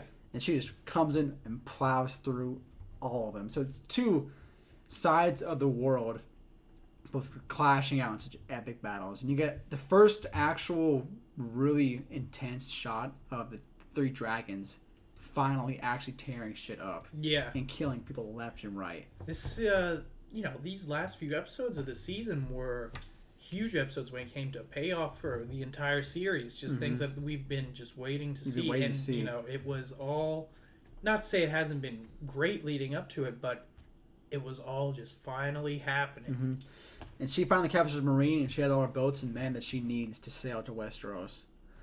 And then she's ready, man. And then we get the season finale, which is right on par with Battle of the Bastards. I gotta break this one. This one's so good. This is one of my go favorite for it, episodes. man. This one's the Winds of Winter, the last episode to get a 9.9 rating. Mm. One of my favorites, because although you had the big battles before, there's been a lot of politics in King's Landing. Yeah. With Cersei giving power to the religious group, them kidnapping Marjorie, putting her in prison, her brother as well for, sleeping around and lying and all these different things. And then Cersei's thrown in jail, does her walk of shame, has to stand trial. And there's like so much happening in King's Landing. Tommen is king. And personally, I like Tommen. He's reminiscent of Jon Snow. He's just a very kind-hearted person who just wants love and safety. Yet he's emotionally weak, and he's born into the wrong family. Exactly that. He's definitely not courageous like someone like Jon Snow, but there is nothing that's wrong with him either necessarily. You can see he's very timid. Yet he wants so badly just to do what's right and to help his wife. He actually cared about being a good king. Yeah. Even though he was so young, and like you said, so young. He was weak. And then you get probably the most character deaths in one scene of the entire show. I could argue that. Besides the Reigns of Castamere, the Red Wedding, this is the next biggest one. They're all on the Great Religious Sept. You have the Tyrells. You have all the religious characters. You have Cersei's cousins. All these people, and a bunch of other lords too, waiting for Cersei's trial. And then they light the wildfire underneath the Great Sept. And the largest explosion on screen. Great callback to the Mad King, and also just that Blackwater episode. The music playing in that scene, the ticking as it counts down on what's about to happen. Oh my God. Yeah, and Cersei gets in this scene kind of I mean, I hate to say it, but kind of what you would call a good for her. She gets the last laugh. She was screwed. She screwed herself, is what happened. Oh, yeah. I mean, but the thing is, like we said, how despicable some of these characters are. When she had to do the Walk of Shame, it was, you couldn't help but feel for her. No, it's all so messed up. It is. She blows up the Great Sept. All of these characters immediately die. And it's, oh my God, it's scary to watch. And then you have... I argue, honestly, one of the quietest yet saddest scenes. It's just a beautiful shot of Tommen's bedroom. The Great Sept is on fire, exploding in the background, just people screaming in the distance. He set his crown down, right? And he's not even talking, he just watches it, stands there, and it's a very quiet scene. He faint screams in the background. Someone banging on his door to get inside, check on him. Sets his crown down, doesn't say a word, and just hops up on his window and just jumps out. I shouted at my TV. Yeah.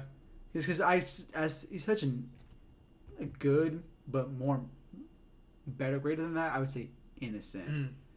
And just needlessly killed by his mother. And that's the thing with everybody in this struggle for power around him. Like you said, he was just an innocent person trying to do the right thing when everyone else seemed like they wanted the throne for more or less all the wrong reasons. Exactly. And then it ends with Cersei taking the throne herself. Oh, yeah. That's so obvious. It ended on a note which, she always wanted to get to. And, she found a way, had to sacrifice literally everything. Has no children left. Just Marsala died too, yeah. And in Jaime's arms. She's losing Jaime more and more every day. Season 6 ends with, okay, now the true plot of the show is finally taking place. Everything maybe not the true plot, but everything you've been waiting for. And you have Daenerys going to Westeros. That conflict's finally going to happen. All three against each other. Lannisters, Starks, Targaryens, the big three. And then you finally have the White Walkers. They're right on the edge, about to cross over. Yeah, more of the Stark children are reunited. And, Jon's back in Winterfell. Briefly. Arya finished her training. Oh, and then how could we forget the revelation that's made of Jon being the heir to the Iron Throne? Oh, yeah. Bran goes in the past. And then you see visually Ned Stark trying to rescue his sister. And that big revelation right there, yeah. They find out the baby that Ned's sister had with Rhaegar Targaryen. And it's enough to just make you want to cheer because Jon, he's just good for the sake of being good. And you think of just all these selfish people out there. And, Jon, it's not like he even wants the throne, but you just think, Yes, He doesn't is want like it. He was chosen. He didn't want it. he's the most courageous and just great person on this show. Yeah. I love the quote they say, every time a Targaryen is born, the gods flip a coin. And one side is they're going to be mad and crazy. One side is they're going to be the best person ever. The greatest, most selfless person. And it's not until later seasons you see that dynamic with Jon being one side of the coin, Daenerys being the other. Even though it's rushed and forced like that. But that is that coin, that quote. Oh, yeah, exactly. I love it. Okay, and then, just from those last 2 episodes alone, I don't know if you would agree, but I'd say that's like the second best season of the series. Yeah, I would argue it's very well done. Especially the way it ends so powerfully. Yeah, and it feels like, okay, we're here. So now season 7 is where things kind of take a shift slightly in the tone and the plot. Because they're caught up to the books. Yeah, they're past them. They're now past the books at this point. Season 6 at the very end was kind of where they just passed them. And now they kind of do some things that don't seem quite, I guess... It doesn't fit necessarily in the continuity, quite fit the tonal continuity of the theme show. or the actions or their drives and goals. But that's part of these last 2 seasons are the epitome of that entirely. But they have their moments though. Yeah, definitely. They're still good overall. There are moments of greatness sprinkled throughout seasons 7 and 8, but you have to acknowledge that something is off at this point in the show. But anyways, I mean, the season, it gets off to a great start. Yeah, one of the Arya, biggest crowd-pleasing moments of the entire series. I've been waiting for it the whole time. Yeah, Arya, she really gave a lot of crowd-pleasing moments this season, in the beginning and the end. Yeah. But, going in order here, the whole scene of her kind of getting payback for the Red Wedding and just how it's revealed of, what's going on, what's in the food, and then you see, from just everything she's learned that she's wearing a mask and it's her, and then Walder Frey and everyone, they're dead, they're taken out, and then the theme starts and it's the beginning of the season. What a great way to start off the season. Really great way to start. And then you run into Ed Sheeran and all that stuff. Oh yes, and she's going back to Winterfell. I will say though, his cameo was very obvious, but Game of Thrones does have a theme of bands and musical artists being in the show. The band, the Red Wedding band that played the Rans Casimir theme, that was a popular band just in disguise and up there playing the actual song. That's the point. That's a cameo. In disguise. There's also when Arya is being assassinated in season 5, she goes to a play, and some of the people in the play, or maybe one of the people playing the music too as well, is also on the cameo from the band. Maybe it was just so it was too on obvious. The nose because it was so on the nose. Everyone knows who Ed Sheeran is. He had lines too, which is kind of like he had background. He was around for a few minutes. He had a few minutes of screen time. But anyways. Although it is a nice moment because this is the first scene they've ever had where it's actual Lannister men talking about their lives. I will say they always talk about the North people talking about their lives, how they don't want to fight and how they're sick, the kings keep dying. This is the first scene you've ever had of the Lannister men talking about, I'm just fighting because I'm getting paid, I have to fight. I want to go home to my wife and kids. Exactly. And Arya's with him and realizes these are just people. Yeah. They have orders to serve someone. Even though they're on the wrong side, they're forced to pick a side. Oh yeah, definitely. That brought some light on that. But I feel like one of the biggest things this season had going for itself, going into it, was we knew that Jon and Daenerys were finally going to come face to face. It's all the way into the 7th season. It's not what I expected the way it went down. I'll say that much. Because he goes there because he needs dragonglass to fight White Walkers. He runs into her, and she's like, "You bend the knee," and he's like, "I don't want to bend the knee." Yeah, and that goes on for 2 seasons. Yeah, that is true. She used to want to say dragonglass until they partner up because she realizes White Walkers are a greater threat, and there's just so much stuff happening. And then you have the mistake of Jon tries to attack the Lannister home, Casterly Rock. In reality, the Lannisters went to Highgarden and killed off the Tyrells and took their gold. Crazy stuff happening there. And then you get, I personally think one of my favorite moments of the entire season is the Spoils of War, season 7, episode 4.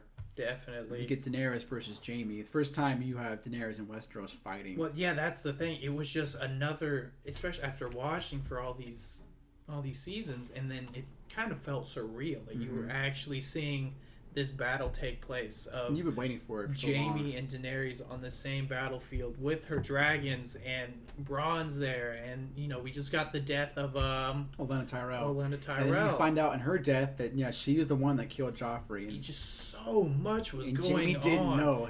Definitely oh my God. The best episode of this season. And Jaime tells Cersei she doesn't believe him. Oh yeah, it was. Hates Tyrion that much. Yeah. And then you get the giant battle when the dragon just tears through Lannister men. Just bit by bit. Everybody's on fire. It's all practical done. I mean, it looks great. Well, I remember thinking, I cannot believe this is happening. It's crazy. And that's, that's going back on, even though it's not the best season, this was just, it's one of the standouts of the show to me. And then you get, like I said before, another moment where you see Daenerys slipping more and more. Mm-hmm. She decides to kill the two heads of the House of Tarly, Sam's family, and doesn't show any mercy. Even though Tyrion tries to persuade her to show mercy, she says no, and she kills them both in cold blood, and takes their man, and they all surrender. Takes all the gold they had, and it's like little by little, she's just getting more and more violent.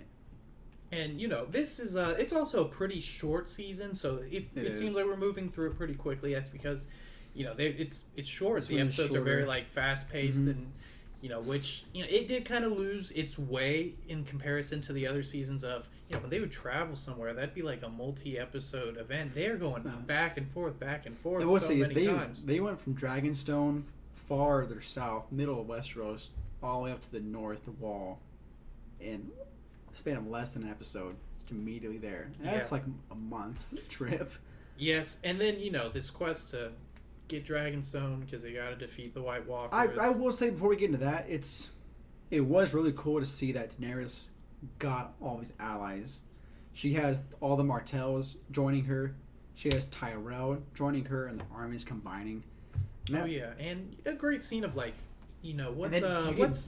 her homeland that she gets to where she touches it's Dragonstone, Targaryen's ancestral home. Yeah, and it's that whole scene was just silent, and you just see her get there, and she just touches the ground, and it just felt like dragons just fly over. Another feeling of just. And then finally, early on, Jon then bends the knee and say, "Yes, if you help me, I'll fight for you. I'll pledge myself to you." Mm-hmm. He goes back north, and they're pissed. Yeah. Sansa is really pissed off. Exactly.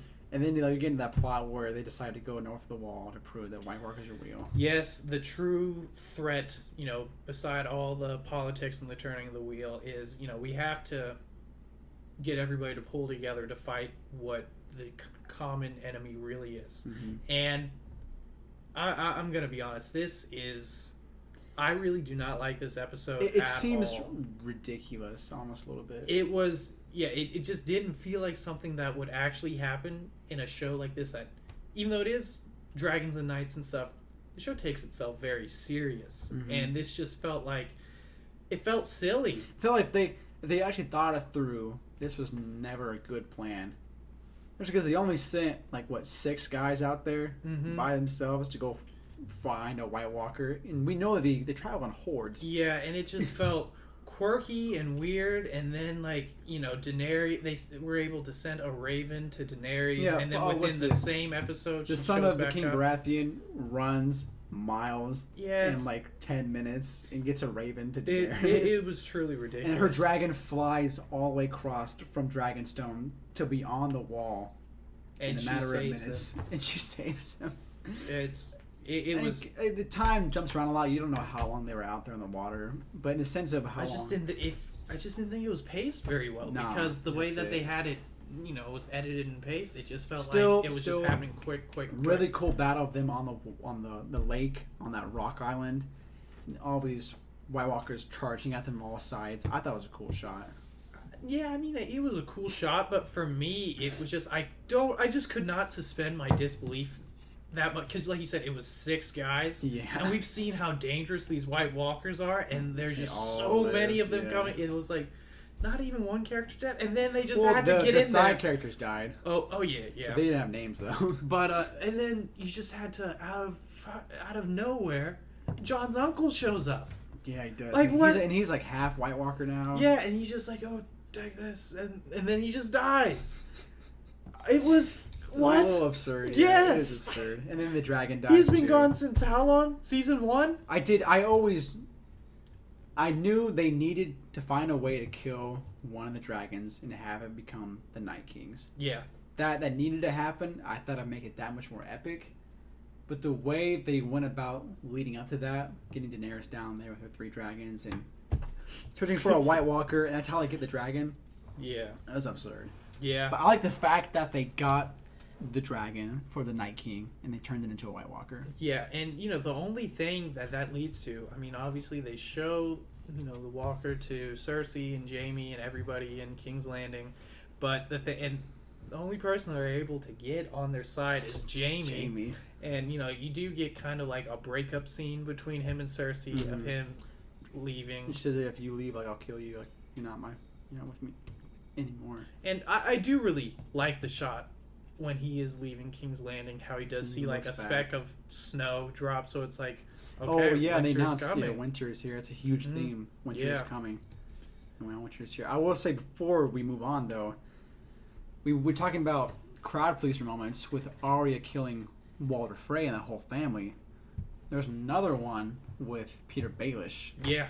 They had a trial. There's a subplot in this season about Peter showing back up with his soldiers in the Eyrie. They're all in Winterfell.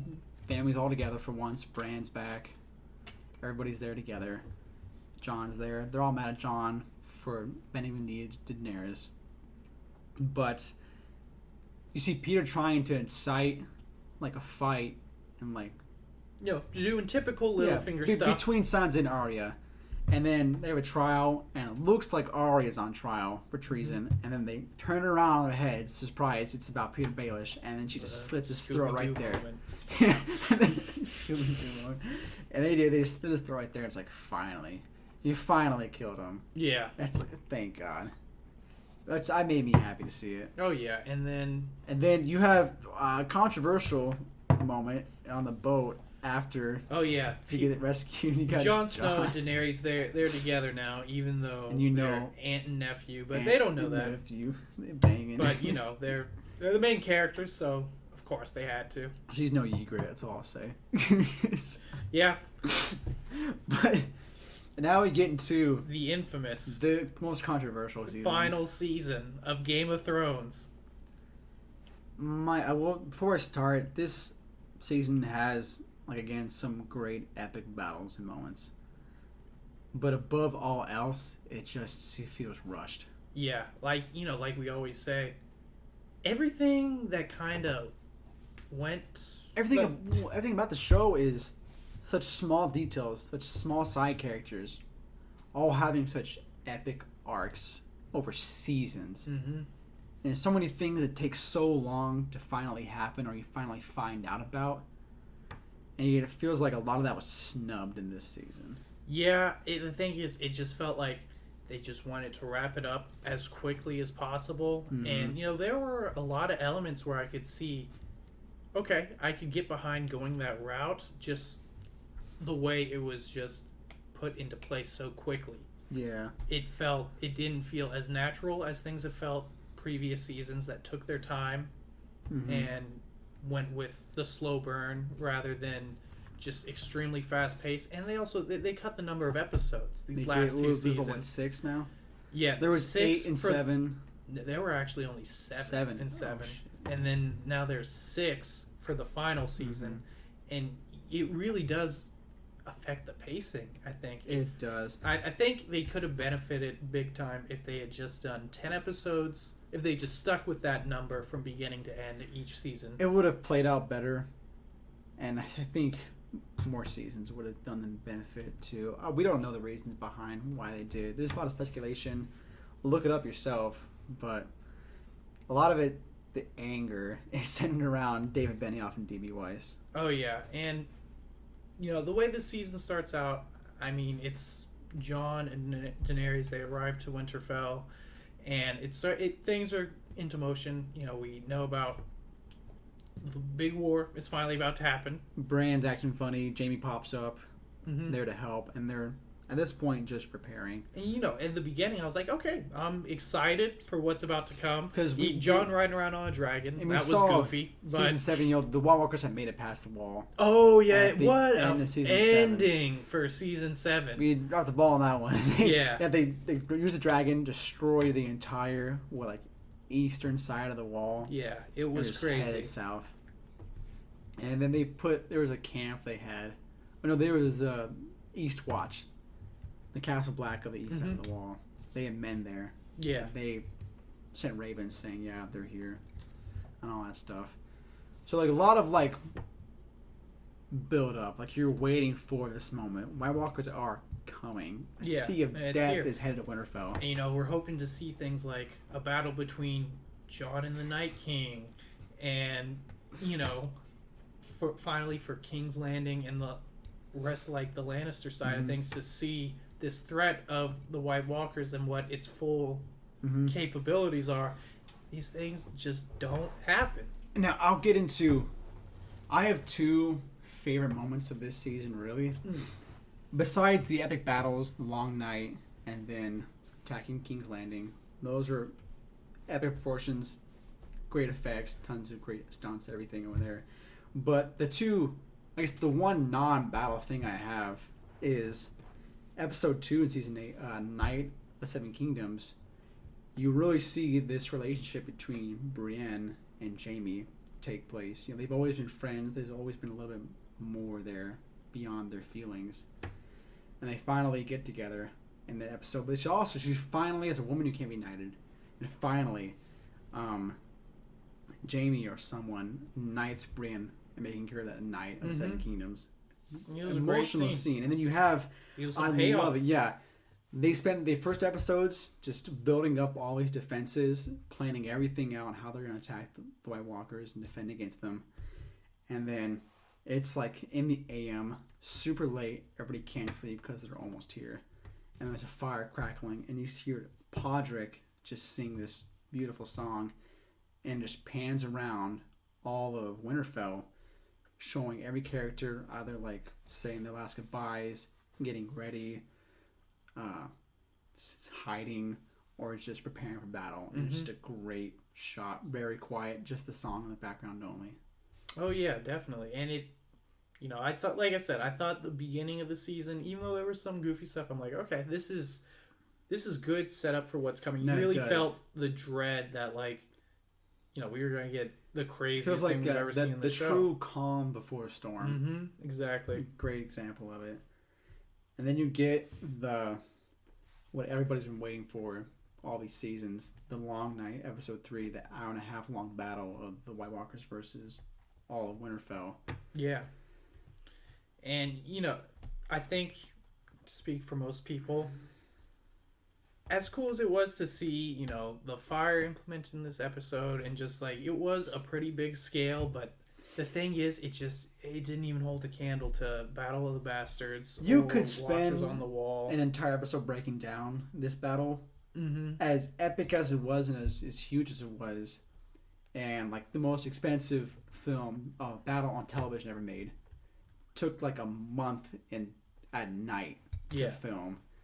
And the issue is, as good as it is, it's hard to see anything because it was so dark in the actual episode. Yes, and also just there wasn't the payoff. We didn't get Jon and the Night King. They never actually got to fight, even though it felt like that was, being set up all this time. There are a lot of good moments of, you see character by character what they're doing. You see Jorah fighting to save Daenerys and he dies. You see Jon on the dragon falling off, trying to attack the Night King. You see Arya in the library by herself, sneaking around. You see the Brother Without Banners, the leader of that group. He dies. Everybody else is just fighting. You even see the Mormon girl kill a giant, which is pretty cool. That is a cool little scene in the whole thing. She gets killed. She stabs a giant in the eye, and she gets killed. But yeah, that was cool. Movie, yeah, definitely. Pretty cool. But like you said, the payoff. Go out like a champ. The payoff just dies because you see they've surrounded Bran because he's the bait and Godswood, and there's just the White Walker soldier, not the minions, the actual soldiers surrounding the entire thing. Bran's in the middle of Theon. Theon charges. Immediately, this bitch slapped out of the way, dude. Like he's nothing. No. He said, "You're a good man." Yeah. That's all he had for him. Was you're a good man, Theon. No, go die. That's the thing. Theon, through everything he had been through, he never got a happy ending. She did not. He was screwed from the beginning. You're a good man. No, go die. But, he betrayed his family, but I'd say he did redeem himself up to that point, but still, and then, see ya. Yeah, and then you have another gigantic shocker.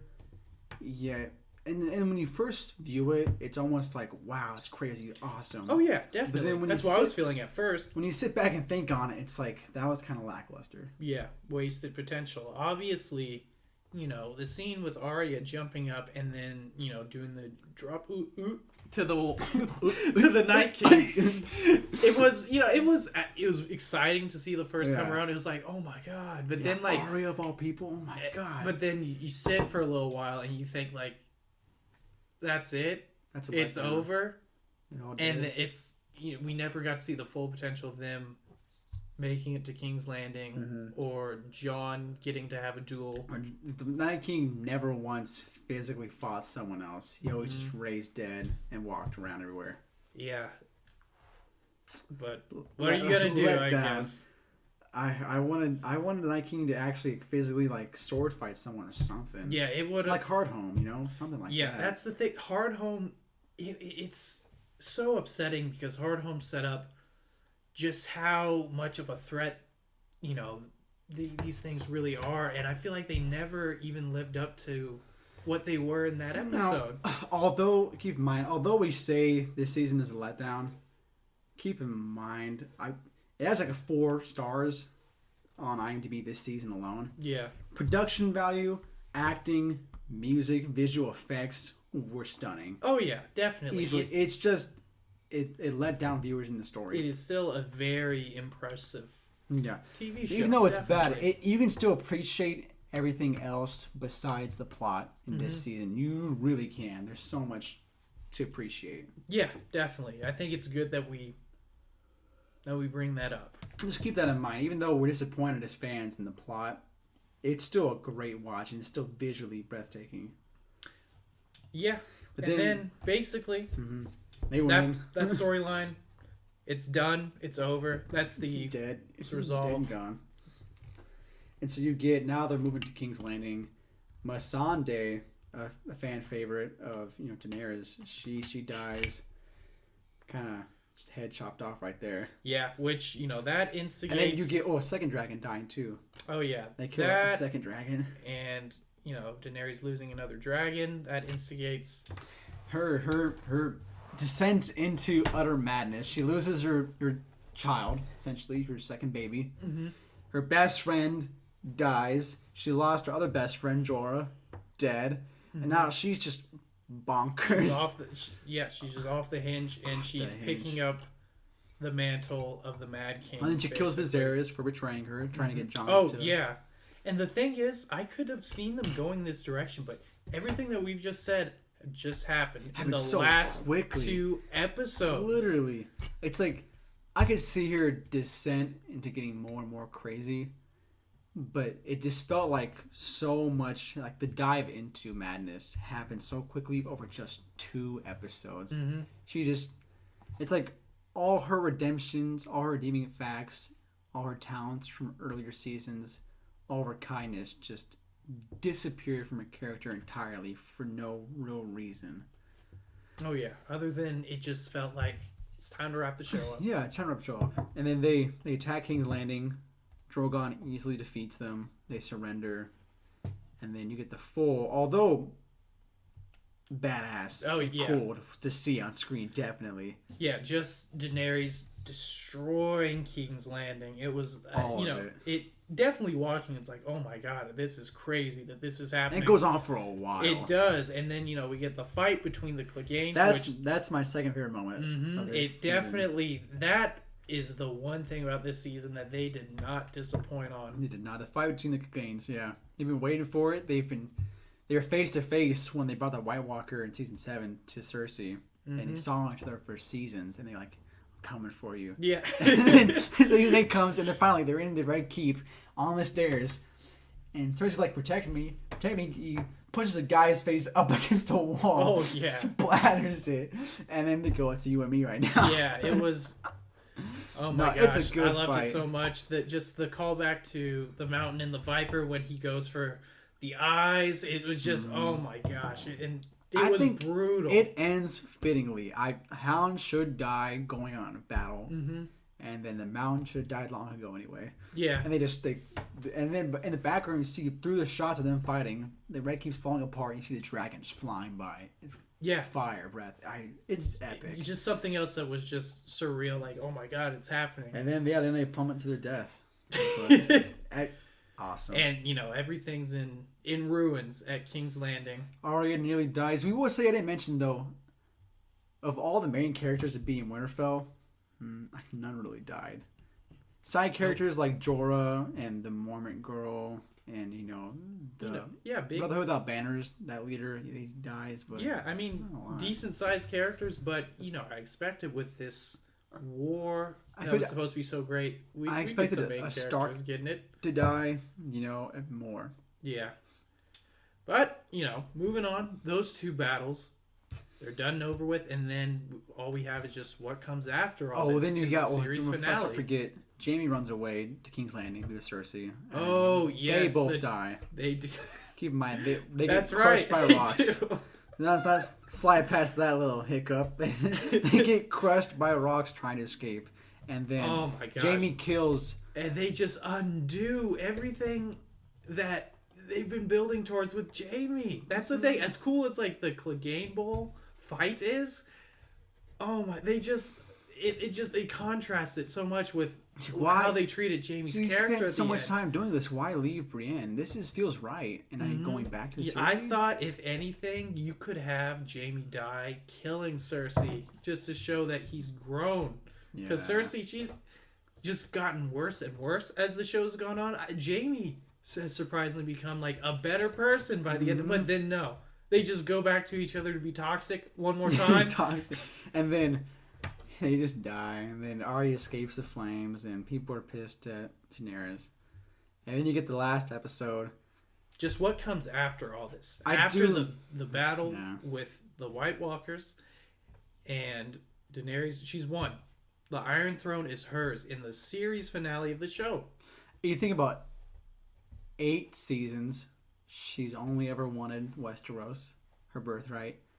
And then she makes her speech saying, "No, I want the whole world now." Just never mentioned it before, never hinted at it. She goes, "I want the whole world." Right. And then I could see maybe that happening if we had another season. Another season or 2, yeah. Yeah. And then I will say visually, it's a very, very good shot. You see the Red Keep tattered. You see what you think is snow, but it's actually a mix of snow and ash from all the fires raining down still. Shot of her and then the dragon in the background, Drogon lifting its wings, and you see like she's fully just an evil queen at this point. Oh yeah. Gives her speech, and then there's a shot of the throne room with ash in it, very resembling season 3 when she had those visions in Karth. And then that was some nice payoff. It was some nice payoff to see it. And then you have Tyrion sadly said, "I didn't sign up for this. You're not the queen who you were." Oh yeah. What happened? Her way. What happened in the last 72 hours? Yeah. What happened to you? In the last episode? what happened to you, man? This is wrong. And he goes to jail. She locks him up. He goes to jail. And we'll talk about the next shocker, the final shocker of the entire series. Oh yeah, that.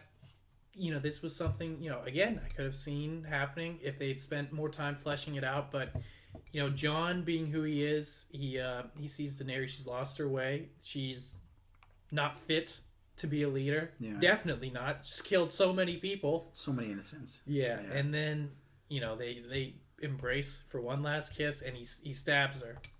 I thought it felt right, but then it almost gets immediately trampled. Drogon pops up, sees he looks at her, looks at Jon, looks at the body, and goes, And what does this dragon think to do? He burns the Iron Throne, and it's like that the dragon would think to do something like that. How intelligent is this dragon? Yeah, what? I've said to you before, I personally wish Drogon would have killed Jon, maybe in front of the Iron Throne, burning both him and melting the Iron Throne with it. That would make more sense. Because I think Jon was resurrected to serve a purpose. Clearly, the purpose wasn't to kill the Night King. No. So it was to kill. Something. It was to kill Daenerys, and then he still lives. Yeah. I couldn't explain it any better. He still lives. And then, she dies. He lives. The Unsullied are pissed, and then they come to a deal and have a giant meeting among them. It felt so weird. The meeting they had, it felt like this very wink at the camera, very self-aware scene of them just of them all sitting together. Like, I understand that Sam is the leader of whatever of the Tarly house and this kind of stuff, but just okay, let's get all of the remaining main characters from all sides of the plot just to sit in a circle and say well, who should be the leader? And then they bring up how that book they find, and it's called A Song of Ice and Fire. Oh yeah. And then how it just ends on a very cookie cutter Sam wrote the book. Yes. And then it ends with Bran. That's what I'm saying. It's Bran the Broken. Yes. And it's okay. And then it's Sansa goes, nah, not for me. Nah, I want the whole North still. Yeah. And she's like, no, fuck all you guys. Bran, I get it. You're my brother. I like you. But fuck off. Yeah. I'll take the North, please. Selfish. Yeah. But whatever. So she claims the North. She becomes the Queen in the North. Which, that was cool to hear. It's cool to hear. It was a nice callback, And then it kind of ends with just a bunch of kings. Jon makes a deal with the Unsullied to go north of the Wall. For whatever reason. The wall's already broken. He can get through it. No White Walkers. He becomes the king of the North. North of the Wall. Yeah. Sansa's the queen of the North. Bran is the king of the 6 kingdoms now. And then Arya is going west of Westeros. Sails west. It is hinted, and George R. R. Martin has said there are other continents on this world that have not been discovered. So there is places west of Westeros. I wouldn't be surprised if they were thinking about potential spin-offs, if I'm going to be honest. Because they only know of Essos and Westeros, but there are other continents that haven't been discovered. But yeah, that's it. That's how Game of Thrones wraps up, really. And I would say all these characters are fantastic in a lot of ways.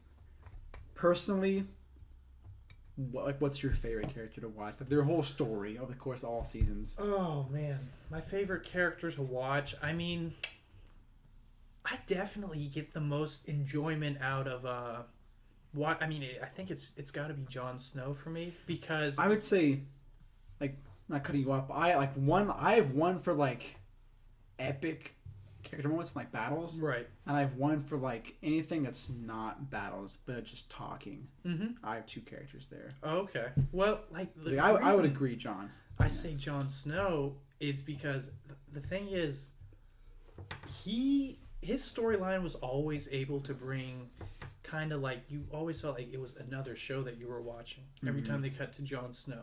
Everything else had to do with the politics and the struggle for power, but then whenever it was Jon and the Night's Watch on the screen, it was something completely different. And I thought it was the most original out of all of them. I thought he was most original, and he had the most emotion and romance to his character too. Oh yeah, and yeah, that's like I said, just the whole storyline with him and Ygritte. And he had the best battles. He had the best action. Yeah, and I love pretty much everyone's storyline in the show, but if I had to absolutely pick a favorite, I'd say that was probably the most intrigued I was. I would say Jon, personally, from all the reasons you said. On the opposite side, though, with characters who don't fight much, but still have a lot of development, a lot of heart. Tyrion's mine. Tyrion just has so many good quotes and moments where he doesn't do fighting, but he does so much in the political half of the story, which I love watching him on screen. He steals the show. Just the way he acts, his drunkenness, his actions. I think it's definitely. I think he is the best. He's got the best acting Peter chops. Dinklage has the best acting chops of anyone on the show. But I mean, there's greatness in all these storylines. Like with Arya, just watching her like change more and more and become more of a badass as the show goes on. Bran getting insights to the whole three-eyed raven stuff and learning more about the lore and all the other characters like through his eyes. And, obviously for all the reasons we said with Jon and Tyrion, and just watching Daenerys kind of stray further from who she was and just gain more power and, like, make, achieve all these big accomplishments. There's something great about all the sides. And not to bring up, the Lannisters with, like, Cersei and just, seeing what's going on there and watching how much more messed up she could get. And, worse and worse. But, yeah, I see what you mean. Take a break. So you want to talk about the spinoff? Yeah, so before we get into that, favorite episode, right? Honestly, I'd probably have to say my favorite episode is The Watchers on the Wall, and that's going back to, when I said the storyline that I was always most intrigued with was whenever they'd cut back to Jon, and this episode is all about that. Like, we get great battle scenes. Definitely the most heartbreaking scene for me in the whole show. That slow-mo shot, and everything just came to a head with wildlings and the Watchers on the Wall, obviously. And it just showed basically everything that I love about this show wrapped into one episode. I don't know if I'll go into that much detail, but my favorites are season 6. Although season 4 is my favorite season, season 6 has some great moments. Battle of Bastards, both sides with Jon and then with Daenerys both fighting, my favorite. As well as, I think, The Winds of Winter, the set blowing up and Tywin's death and all of that. It's just so much happening. They're my favorite ones to watch. So those are my top 2. But now let's switch paces a little bit. Let's get into the new show coming out. I was really excited when they announced. Originally, it was 2 new shows. It was The House of the Dragon and another one set even farther back in the past. And they made a pilot for the other one. They spent like $30 million making just the pilot, and then they canceled the show before even releasing the pilot. So originally, it was 2 new series. Then they dumbed it down. So now it's just a new series called The House of the Dragon. It's supposed to come out sometime this year. There's not a set date, though. Oh, April. April? Is that it? Sure. Let's see. When I looked up, I just kept saying sometime in 2022. I thought it was April. When I looked it up, I couldn't find it. Oh, yep, just 2022. Yeah, see, that's all I found. But this episode, this new series, is only about Targaryens and their power. It's set 200 years before the events of Game of Thrones. And House Targaryen is still in power. Viserys is the king. And then he has his brother and a bunch of family and other stuff. It's about the Mad King? No. Different. Oh, okay. Is it the Mad King? It might be. I don't know a whole lot about it. I guess we'll find out. We'll find out. But I know King Viserys is in power. I think that's the Mad King. I don't remember. But it's 200 years before the events, so it's got to be either a really young Mad King or somebody else entirely.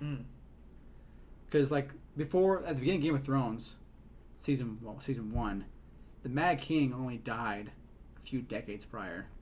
This is set 200 years before that. Oh, that makes sense. So I don't think it is the Mad King. That's true. Yeah, there's no way.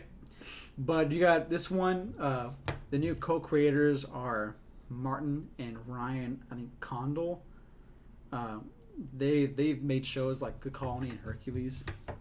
I've never seen either one though, but they're the exact same as David Benioff and D.B. Weiss. They're that side of it. They're the co-creators. Okay. I believe George R. R. Martin is also helping. Showrunners. Yeah. Ramin, I don't know how to say his last name. Djawadi is still doing the sound. He did all the sound scores for Game of Thrones. He's doing it coming back for this new series. He does amazing. I Oh, yeah, love his definitely. scores. They add so much more into a lot of the moments in the show. Oh, So yeah. I'm glad he's coming back. Definitely looking forward to the show. If Yeah. they, as long as they take their time and flesh things out, You gotta say then, that. it has great potential, obviously. I And think hopefully it can, kind of be like, in a way, Star Wars was Mhm. not doing so hot for a while, but then things like The Mandalorian was able Yeah. to boost people's spirits and A get lot them more. more invested in the franchise. And hopefully that's what this can be for a lot of people who didn't really care for seasons 7 and 8. Because I was surprised over the fact we were getting a new series anyway. Mhm. I didn't think they were going to make another one. Yeah. So I'm happy just for that fact alone. I hope it's good. It has HBO money, of course. It has... I don't know who these writers are. I hope they bring the same talent. And with George R.R. Martin as well.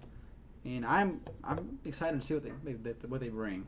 Oh, yeah. I think and I hope it's good. But all around, Game of Thrones seasons 1 through 8, even through like some rocky places, it's still a great series. It is One still of a the great best series. that's ever been created. Yeah. There's not enough. We know we've missed things. Again, we're just recapping our favorite moments and favorite scenes and stuff. But it is a great show. If there's anything we didn't touch on that you guys that really stands out or is really important to you when it comes to the show, go ahead and let us know. And if any of you have like read the books, say how you think they compare. And too. just anything you want. All right. Well, thank you. See you. All right.